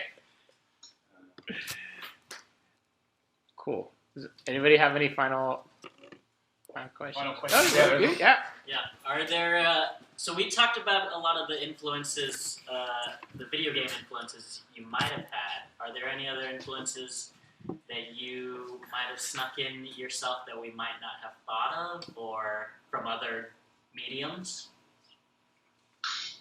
I mean, like, for me, influences can come from anywhere. And for Hyperlight in particular, there's a lot of, like, 80s anime was a big part of it, or just even 80s cartoons in general, because that's what I grew up with. That's the kind of, like, feel and tone and atmosphere.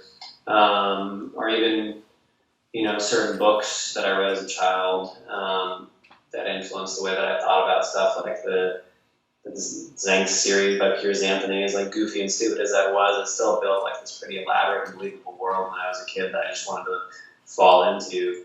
Or even like David Eddings' early stuff, which, when you look at it, it's just kind of like a Lord of the Rings ripoff. But when I was a kid, like, I fucking love that shit. So there was an adventure that like he, and like a interaction with his characters and like the world building that he did that I thought was super fascinating. And so taking bits and pieces from all sorts of mediums that I've loved throughout my childhood and throughout my adult life, and being able to kind of make those work in a space that is interactive is difficult, but also really exciting and fun to do. the Lord of the Rings thing reminded me slightly of just like numbers. Like in Lord of the Rings, like there's a certain number of rings, and like each of the numbers have significance. And you were pointing out that everything is kind of binary in powers of 2. Was that something that you had sort of thought about from the beginning, or just wanted to work in there? Like, I forget exactly the examples you said, but we were talking about like there's like There are 30. like Yeah, go ahead. 4 levels, 8 costumes, swords, and robots, and 12 keys. And 12 keys, 12 costumes, and like there are 8 like power-ups or abilities, and then there are like 64 gear bits in like north, east, south. and like 32 plugs to pull. Right. 2 co-op players. Yeah, 2 co-op players. Yeah, it's a lot of that just has to do with what kind of felt comfortable, and how we wanted to like build up that world, and how we wanted to intertwine like all these different components that seem disparate, but also they work in that numerical factoring, and slot and fit in together well. So a lot of it is feel, and then some just like basic logic about number theory and stuff like that.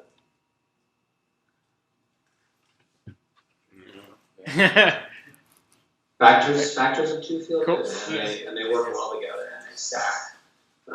So I have one more question. Okay. Does the story Yeah.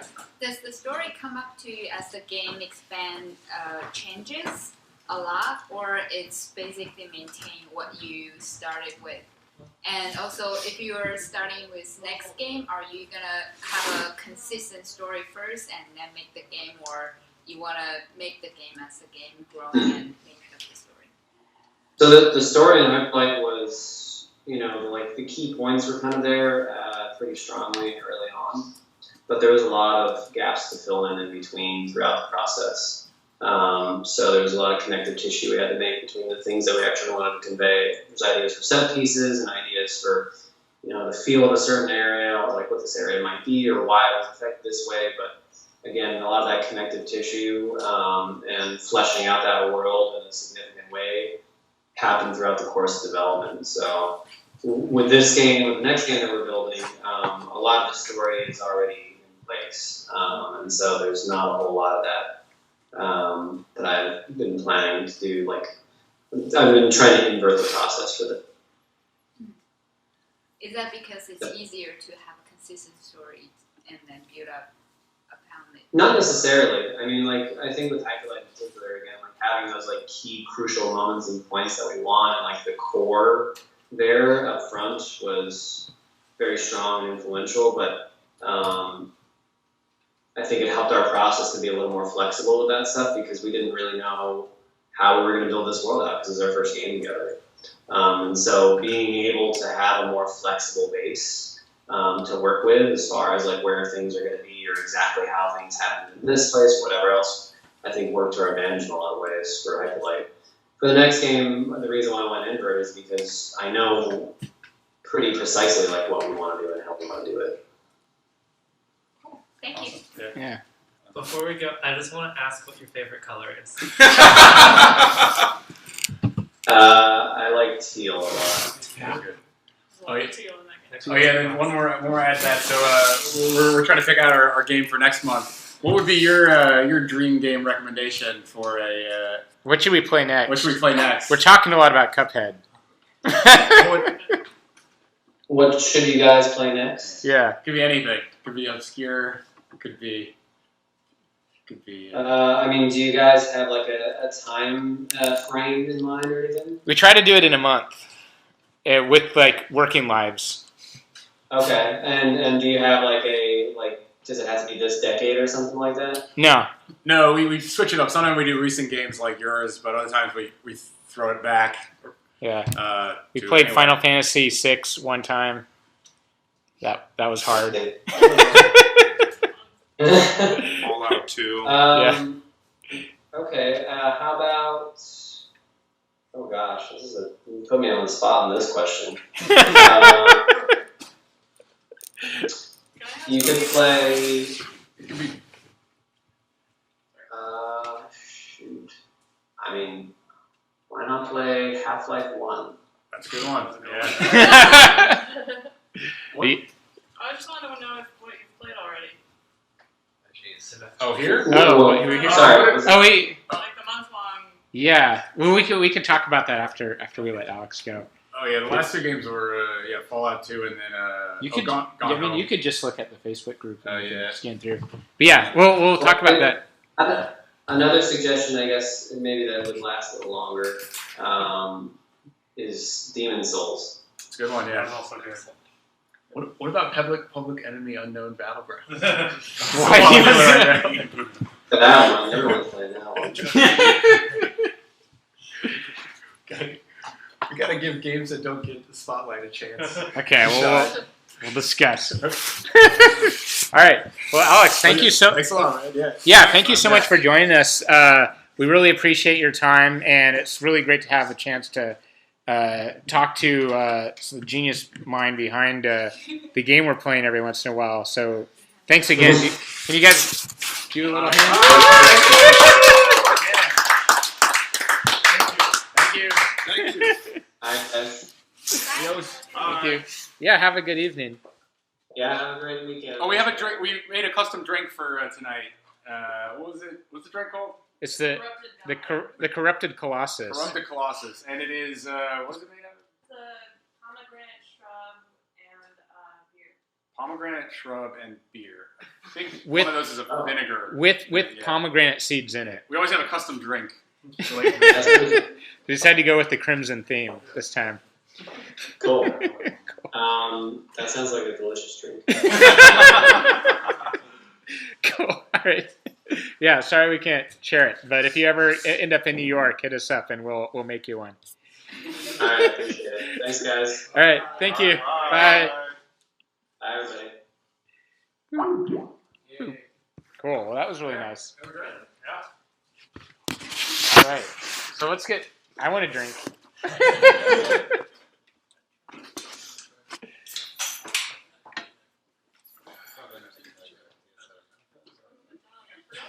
cool. Okay, so was it you that wanted to do Cuphead? Yes. Yeah, I think we should do Cuphead probably because it is coming out next month. That would be my. I think we should do another like Halloween theme thing, like Do you want? thing for October, but Cuphead would be great. Okay, so Cuphead's on the table. There's a free game called SCP Containment Breach. It's a free horror game that's intentionally looks bad and made by Australians. Do you want to? It's procedurally generated. Like you gotta get out of this building. Horror games. Do you want to bring it up on the screen and pitch it to us? Sure. Okay. So one of the rules is if you like a game, then you got to be the one that He was pretty nice. you got to host It it. was, I don't know. Nice If it gets selected. I would do something else. Yeah, it just seemed kind of a little like. You guys want to do Game of I'm sure he's got it. Well, I would. Oh, you would talk. I would talk about it. Okay. There's a trailer. I don't know if I've watched it. The only reason I wouldn't say to do it is it's only on PlayStation 3. Which is very I was limited. afraid to ask him about the story. I'm not sure if it's that asked at all. It's like. I think you're in the Facebook group, right? No. Oh, I'll invite you. Yeah, join that, and then we can also talk about it. Because what we could easily do is like, so some of my friends or Yeah, well, I mean, we did one, especially after Joe did the yeah, did yeah, all the yeah. stuff. And I was like, that's what I'm doing. he Yeah, okay. Position or something. So, and this one was And really we're good. gonna have that on, but then he could do it. So the guy said, I don't know if there's any sound. Oh, it's sorry. Oh, well. I turned this. It might not matter. No, go back. Oh, here we go. It's just a lot of expositions. Hey, Andrew. So we have a pitch for a Halloween one. Yeah. Oh, what is containment? Oh, containment. Oh, the what's that website called? SCP Containment Breach. SCP containment. Yeah. That website's great. It's PC only, but it's free. The fan fiction, right? What? It's like this modern. It's like kind of H.P. Lovecraft meets science fiction. Basically, the premise is that you write. There's like kind of a Men in Black government society, and then on the website they write like documentation on how you would contain like these out of natural like artifacts. And each document is about like a different artifact. So this is like this crazy artifact that if you don't look at it, it like does something crazy. But there's like Is he explaining it?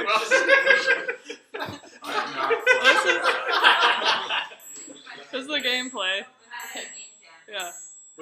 Yeah, if you like sci-fi, like conspiracy, like government, like conspiracy stuff. Yeah, basically it's like there's this like secret facility that's run by a sort of Men in Black type organization, and they collect spooky monsters and weird phenomena, and yeah, like each entry is like a page almost, but it's like they read like the files of each specific subject or whatever. Yeah, there's a bunch of monsters that you have to get away from, and there's blinking involved. Yeah, it stands for Secure, Contain, Protect. So it's a like website wiki where they're like collaboratively like creating. I don't know. Sort of, each person writes about it's a different artifact. It's basically like each of them is like a scary short story, but within the framework of like, oh, it's this. It's like documents, a write up for this specific. It's like you're reading how the Men in Black organization would How contain. how they caught it, if it needed to be caught, or how it appeared, and what effect it has on people, and what it can do. There's one monster where if you find a rubber duck, you have to run away because the monster's nearby. And if you see it, you can't blink or else it'll move towards you. So it's Big Boo. Yeah, it's like the Weeping Angels or something. Yeah. There's another game based off of it that I saw like Markiplier play like a year ago, which is how I heard about it. But it's just you keep going down and down like an infinite staircase. Yeah. And then you just keep going down, and then you start like hearing weird things, and then eventually like some jump scares. But it just goes infinitely down. And it's based on a short story on the site where it's about this like there's like this stairwell that you go, and then as you keep going down, like the 50th floor, you start hearing stuff. Yeah, it's kind of a similar thing to sort of creepypastas, but it's there's a higher quality. Yeah. And not all of them are good. Anybody can write it. So some are terrible. Yeah. But there's like if you look hundreds at like the top rated ones, like because people can rate them, like some of them are legitimately. And this game is based on. Yes. It's kind of tough. What about that other game where you're in like a mental institute and everyone's trying to kill you? Outlast. Why don't we just play Outlast? So, are you on the Facebook group? Okay, so we have a Facebook group called Games on join the group. You know, most of the and write your song. Play this because. And anyone who writes like what we do is like songs are like really scary. So right now we have completely unique trees, and some are some people probably some are just but not all. If you want to some kind of you're gonna get plus others will. You want to host kind of crazy. Yes. They're not like written like stories. They're written. Well, I mean, you're pitching it, so yeah. I mean, it's like hard, right? Put a little, take some screenshots and go so that's essentially what it is. Like, the person you're actually going to get to host this time proceed dropped down. So we ended up. It does sound like pretty awesome fans. I mean, what is like modern, like 3D pasta? Yeah.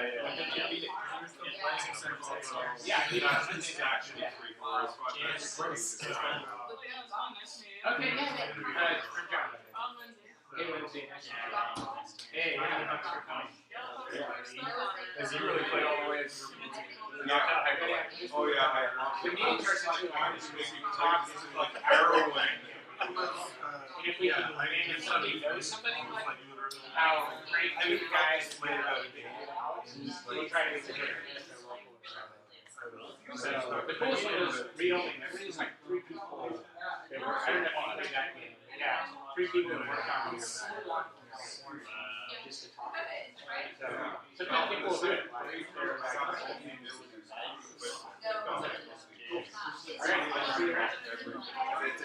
Yeah.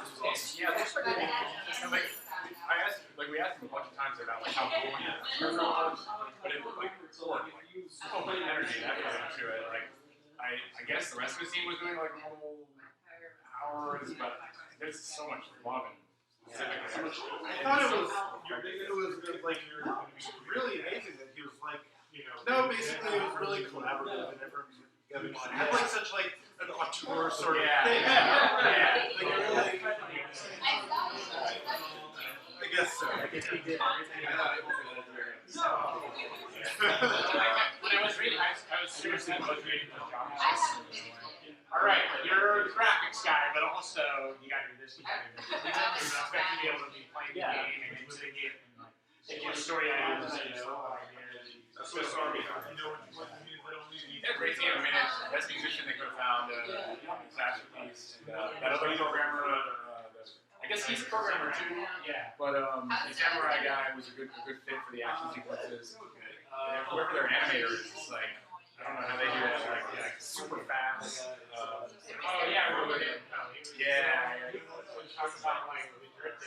Yeah, the drift animation is like so subtle the way that the trails like work. They're not. It's not a one-to-one like frame. There's actually unique frames and when they drift. Yeah, we should have asked him. Is he? He's like the main artist and the. Alex is like he's kind of the concept guy, story guy.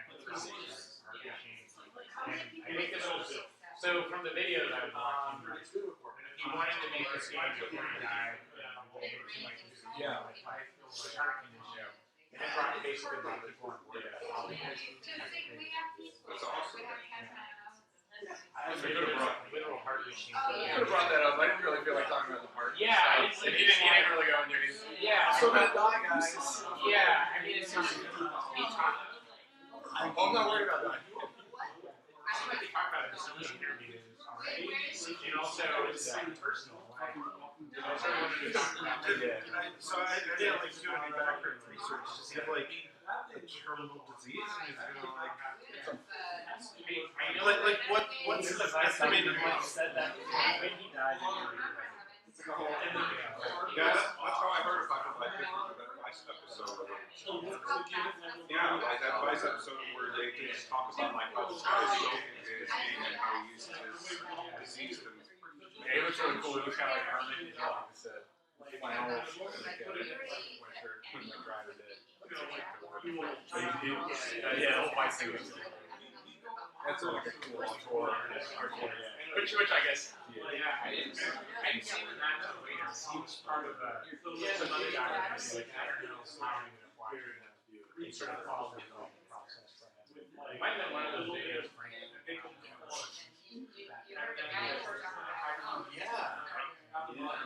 He talked a little bit about like dealing with the Kickstarter community. Like, I don't even know how he handled. Like, it must have been so much work. Like this, he was like the main marketing like consumption guy, and like really the voice of the community. So you guys like, so like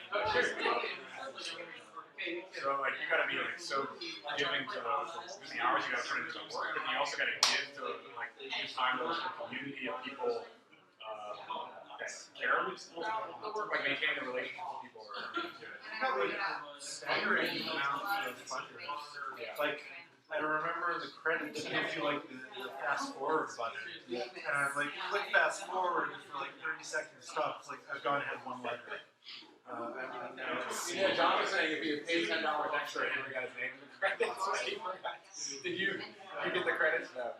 Yeah, no, it's just like when you fast forward, it's like you count A, it's like you can count A, B, C, D, E, F, G. It's really I Did he do stuff before this? I don't think so. I mean, I did a quick Google check. He had like a illustration portfolio site.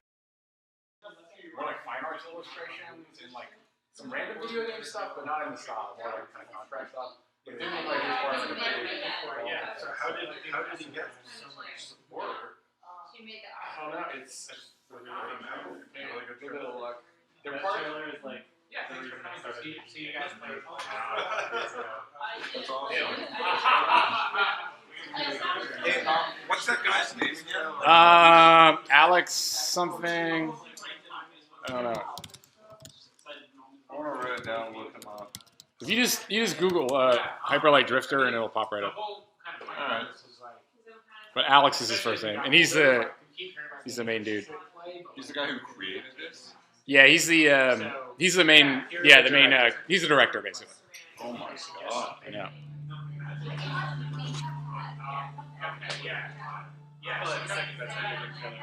What's the first one? Breath of the Wild. From the Switch presentation. Very similar, actually. That's kind of giving me some vibes.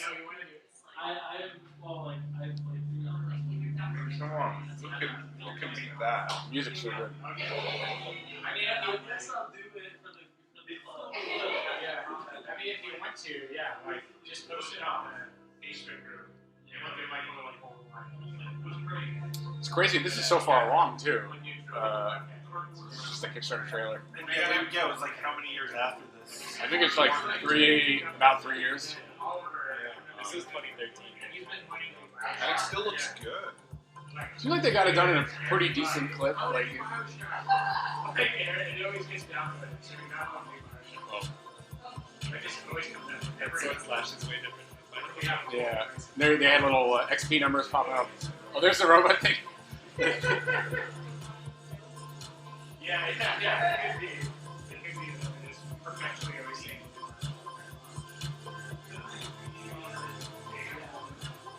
Yeah. Oh, I remember this part with the little spiders. Yeah.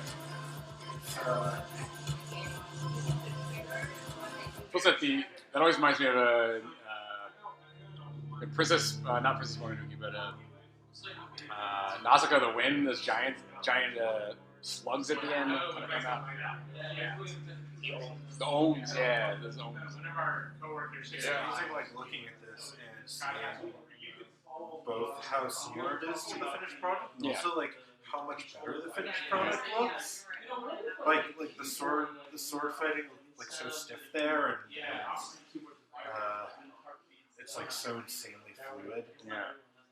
It's not that far away from like the final product. It's not like they took a complete U-turn or anything. Yeah. That's cool. Yeah, but that's like really. What's that other one that's like pixel art? It looks like Dark Souls, and it's like this guy with this weird hat. He's got like a triangle hat on his head. I know your quote. It was just recent. He's got like he looks like a metal. He looks like the Tin Man with a giant. Yeah. Souls. So Alex really did like Demon Souls and Dark Souls though, because there was a lot of comparisons, but I wasn't sure if there was a connection there. I haven't played any of these games, so this was like so new to me. What's this dude's name? Is it Ferris Head? No. I think it's more Castlevania would be Kickstart Dark Souls. Like, No, is it Blasphemous? Yeah. Oh, okay. Oh, this is what you guys. Is this for the next one you guys want to do? No, this is just like in this. It's kind of in the same. Beautifully grotesque platform. The pixel art is really. You were just complaining that we just keep doing these pixel art darlings, and now you're bringing up more. I don't think we should play this one, but. I was telling John, I feel like Hyperlight Drifter is like the core like game of the month like game. It's like right. It's like. Oh yeah, I can see similarities. Oh yeah.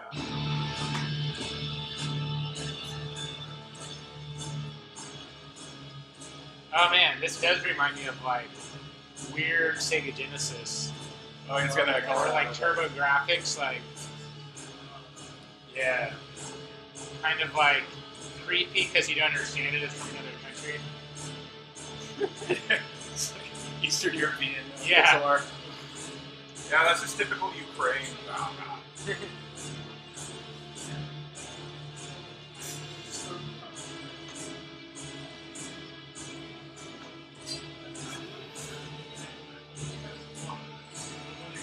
Yeah, I'm freaked out.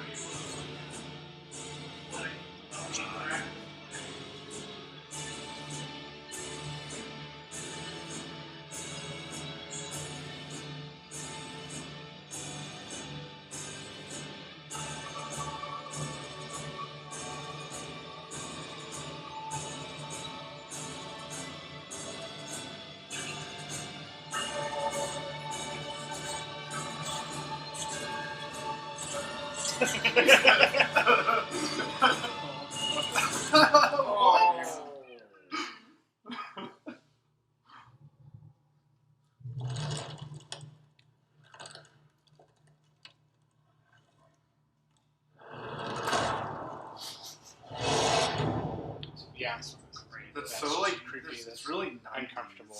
Yeah, it's very, it's really like this game is so cool and gothic and violent. Yeah, it's a little over the top. Like Mortal Kombat or something. My friends are saying like they like the graphics and everything, but they don't want to be that guy, like the kind of Tin Man with his giant helmet. Like there's something about him they can't get behind. What was the other, the Titan Souls or whatever? So the Titan Souls like just 2D Shadow of the Colossus. Yeah, but you were saying it was actually influenced by the trailer, the Hyperlight trailer. I mean, the visual style is super similar. What was it? It was from Ludum there, I think. Oh, it originally started.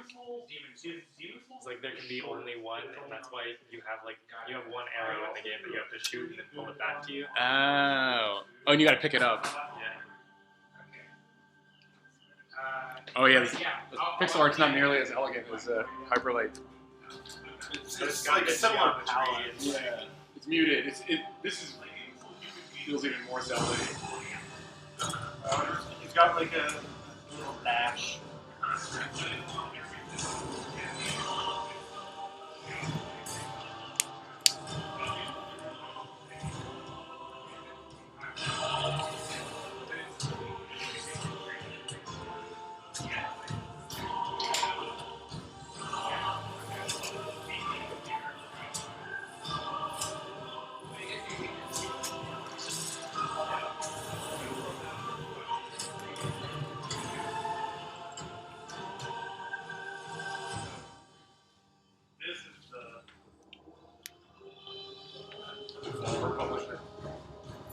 So yeah, I got a little ways in Titan Souls.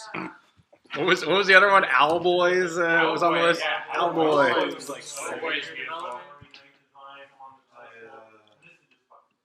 I've got this sitting in my Steam. Yeah, so good.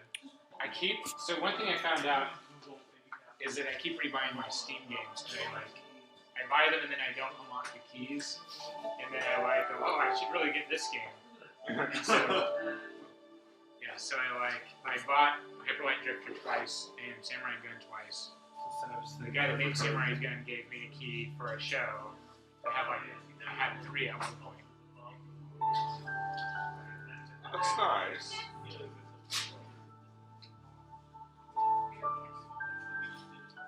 Sam made me. It's weirdly weird.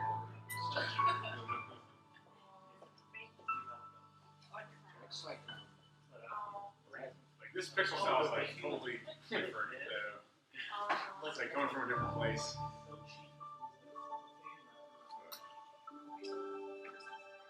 Although you got the ruined architecture. You got your ruins. The thing about Owlboy, everything is kind of animated. Like, things are always moving in the wind. You walk by the grass and swoosh is with you. This is another one where they put like a ton of time into the detail. Hasn't it been under development for like 10 years? Oh yeah, like I remember like seeing some video that PBS did that was like indie games are making a comeback, and it was like 2007, and it had some Owlboy clips in it. And I'm like, what is this game? And then it finally came out like last year.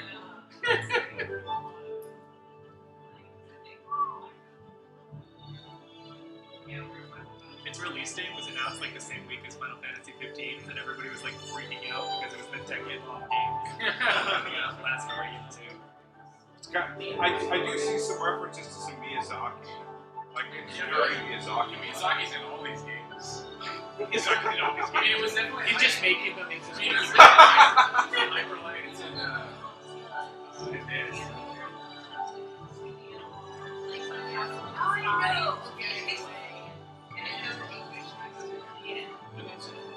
That's a Japanese. What's the name? Yeah, Akira. Really? Ghibli. Studio Ghibli is the studio, but the artist is The artist Miyazaki. name is I didn't know his Japanese name's English pronunciation. What do you say in Chinese? I do know a platformer that I think most of you know want me to type it in. It's not pixel art though. I think I There's did. nothing. What's that game that? Oh, there's one that just came out. Dude or. I know. Dude. No. It's like a. Dove. It looks like a Zelda game. You're jumping around. It's like 3D. It just came out last week. Like the site-specific installation. I don't know. Play your game. I'll find out. Andrew, but one that would be different Yeah. that we should probably play, but you might have to bring in hardware. PUBG. Oh, VR game. Yeah, We could do should we VR play game. Super High? Yeah, we should do Super. Super Yeah, we could do that. We could do like a VR night, and we'll just be like everyone plays and we talk about it. Yeah. People love Super High. Yeah, I think that game's pretty cool. The only issue is like everyone's got to play at least like 15 minutes and stuff. We can do that. We're in the blind forest. Oh. Yeah, I have this. Yeah, we're in Blind Forest.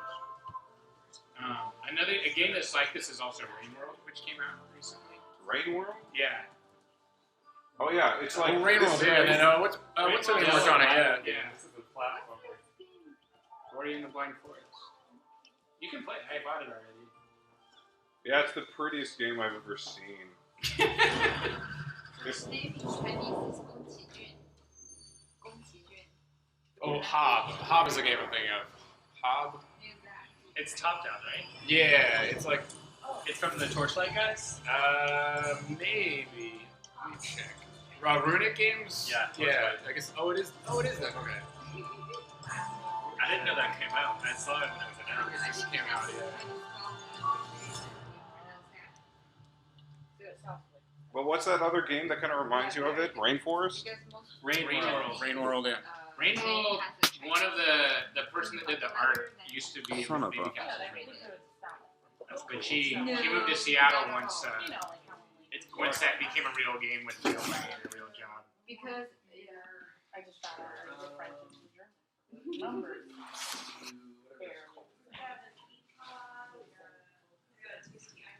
What fate is like? Prey, the predator. As the old world died, a new ecosystem evolves. In a land where even rain can kill. Each creature struggles for Yeah, it's kind of like out of this world. It's like each beast has a place. easy to die. Yeah. Everything's pretty and everything kills you. Well, it seems. Strange monstrosities. The Baby Castle. Yeah, Dell did. Yeah. Dell, but she's in Seattle now because I think that's where the whole company was. Yeah. But she was working on this for a long time. And she randomly came. She disappeared from Baby Castles for a while, and then one Monday night, late night, go working. She's like, "You guys want to see this thing I've been working on?" And we're like, "Oh, that looks pretty cool, nice." And then it was big and a real thing. Then, sorry, I don't know you guys anymore. Yeah. Well, yeah. First week, she's like, "I gotta move to Seattle because we're a company now." Good for her. Good for her. Yeah. Hey guys, I'm Carly Kloss, and Who I just cares? created my own website. Go away, Carly. It's Groupon.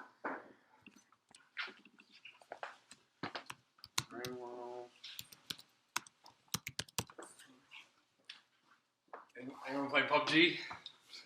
What is PUBG? PUBG, Public Enemy Battleground. It's like the most. Fortnite is the best battleground. It's like the Counter-Strike of the day. It's so popular. You see about. Oh yeah. Did you pass the hat Oh guys. Oh shoot! No, we just started drinking. Oh guys, we forgot to take a donut collection for Baby Castles. If anyone wants to give a small donation to Baby Castles, well, so I know. And I think we're gonna. Yeah. So this is we're gonna set up a. Yeah. No. So no obligation, but we're donation run, and so we usually like pass the hat around like every time. So Andrew always throws something in, but you don't have to. Yeah. No worries. We're supposed to. We usually do it on break, but we didn't do like a normal break.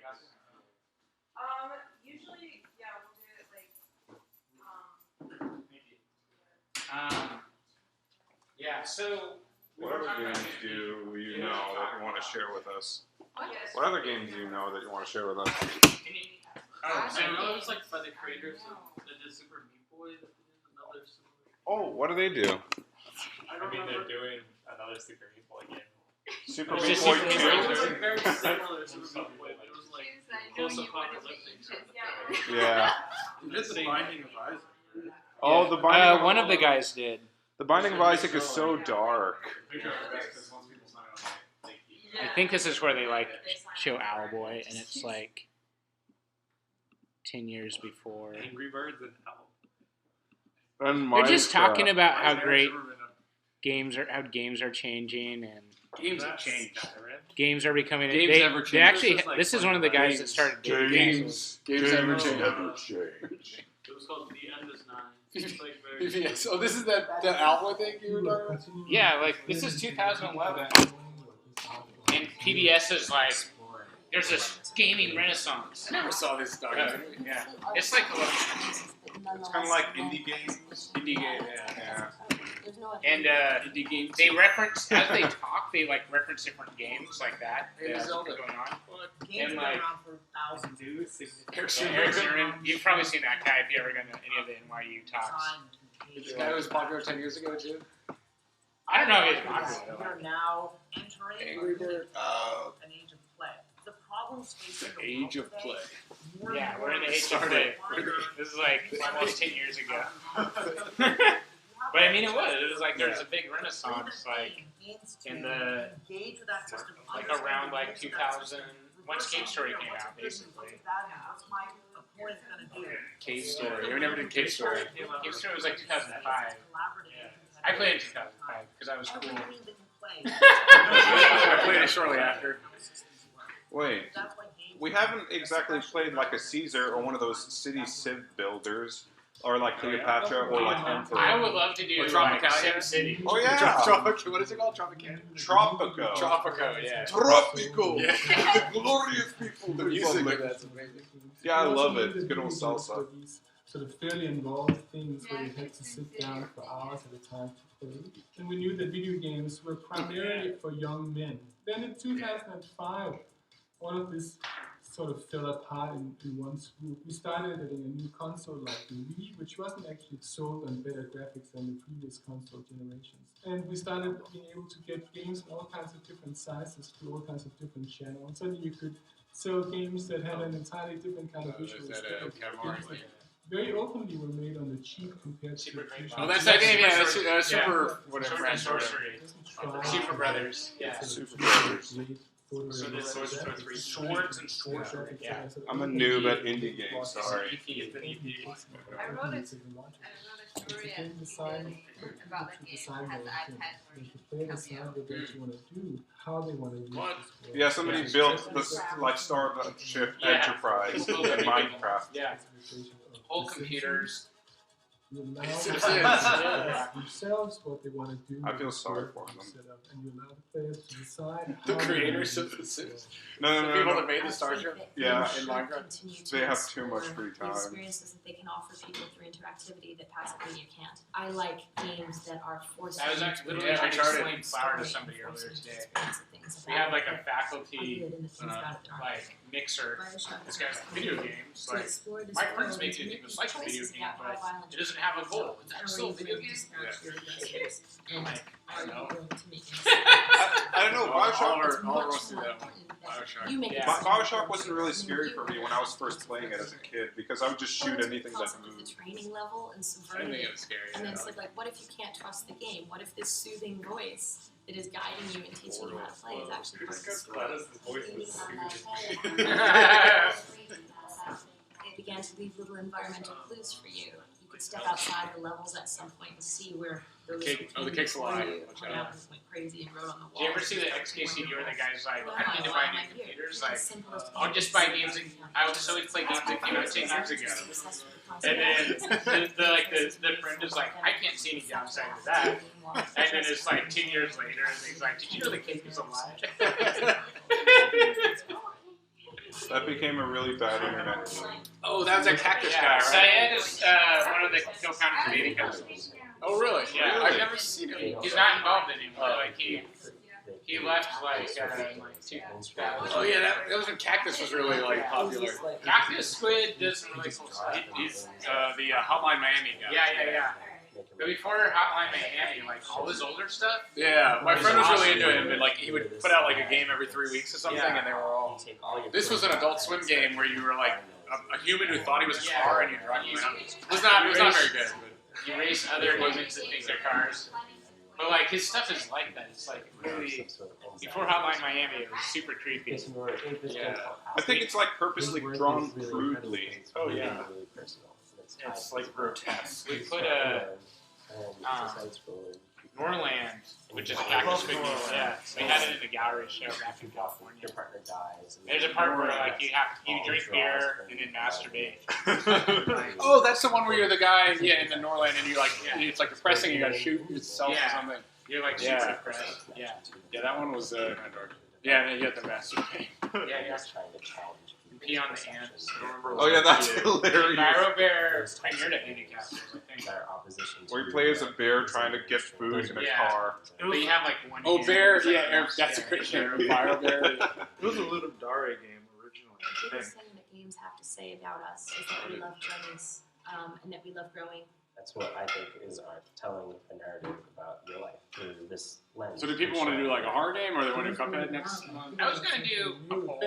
I think a horror game makes sense for Halloween. The SCP is pretty interesting, like fictional stuff. I don't know how good that specific game is, but the world is. It's There's Owlboy. See? Oh yeah, there we go. And it took me a really long time. I'm like, what is that animation at the very end of this video back in 2011? And I finally figured out it was Owlboy, and it's like almost coming out. Owlboy. And then like finally like last year, not even probably even a whole year ago. Owlboy finally came out. All right, well now we gotta take all the chairs away, guys. Oh, it's great you hung around. You hang out. We have a bad system. It's like the longer you stay, the more you pay. The worse it gets. Yeah. Then the money comes out. Then you have to put away chairs. Well, hey, it's awesome to hear these devs things. This was cool. Yeah, this was great. Yeah, I was saying he seemed like he was in good spirits. I thought he'd be more. Well, we didn't give him any like jerky questions. Yeah, I didn't say anything asshole. I didn't want to be a dick, like. Because, I mean, come on, he put all his effort to this game and then he's joining us. Like, I don't want to be like, why is it so hard to figure out? But, I mean, the answer obviously was the same. Like, we made it really hard on purpose. I think he enjoyed this. Talk for about an hour.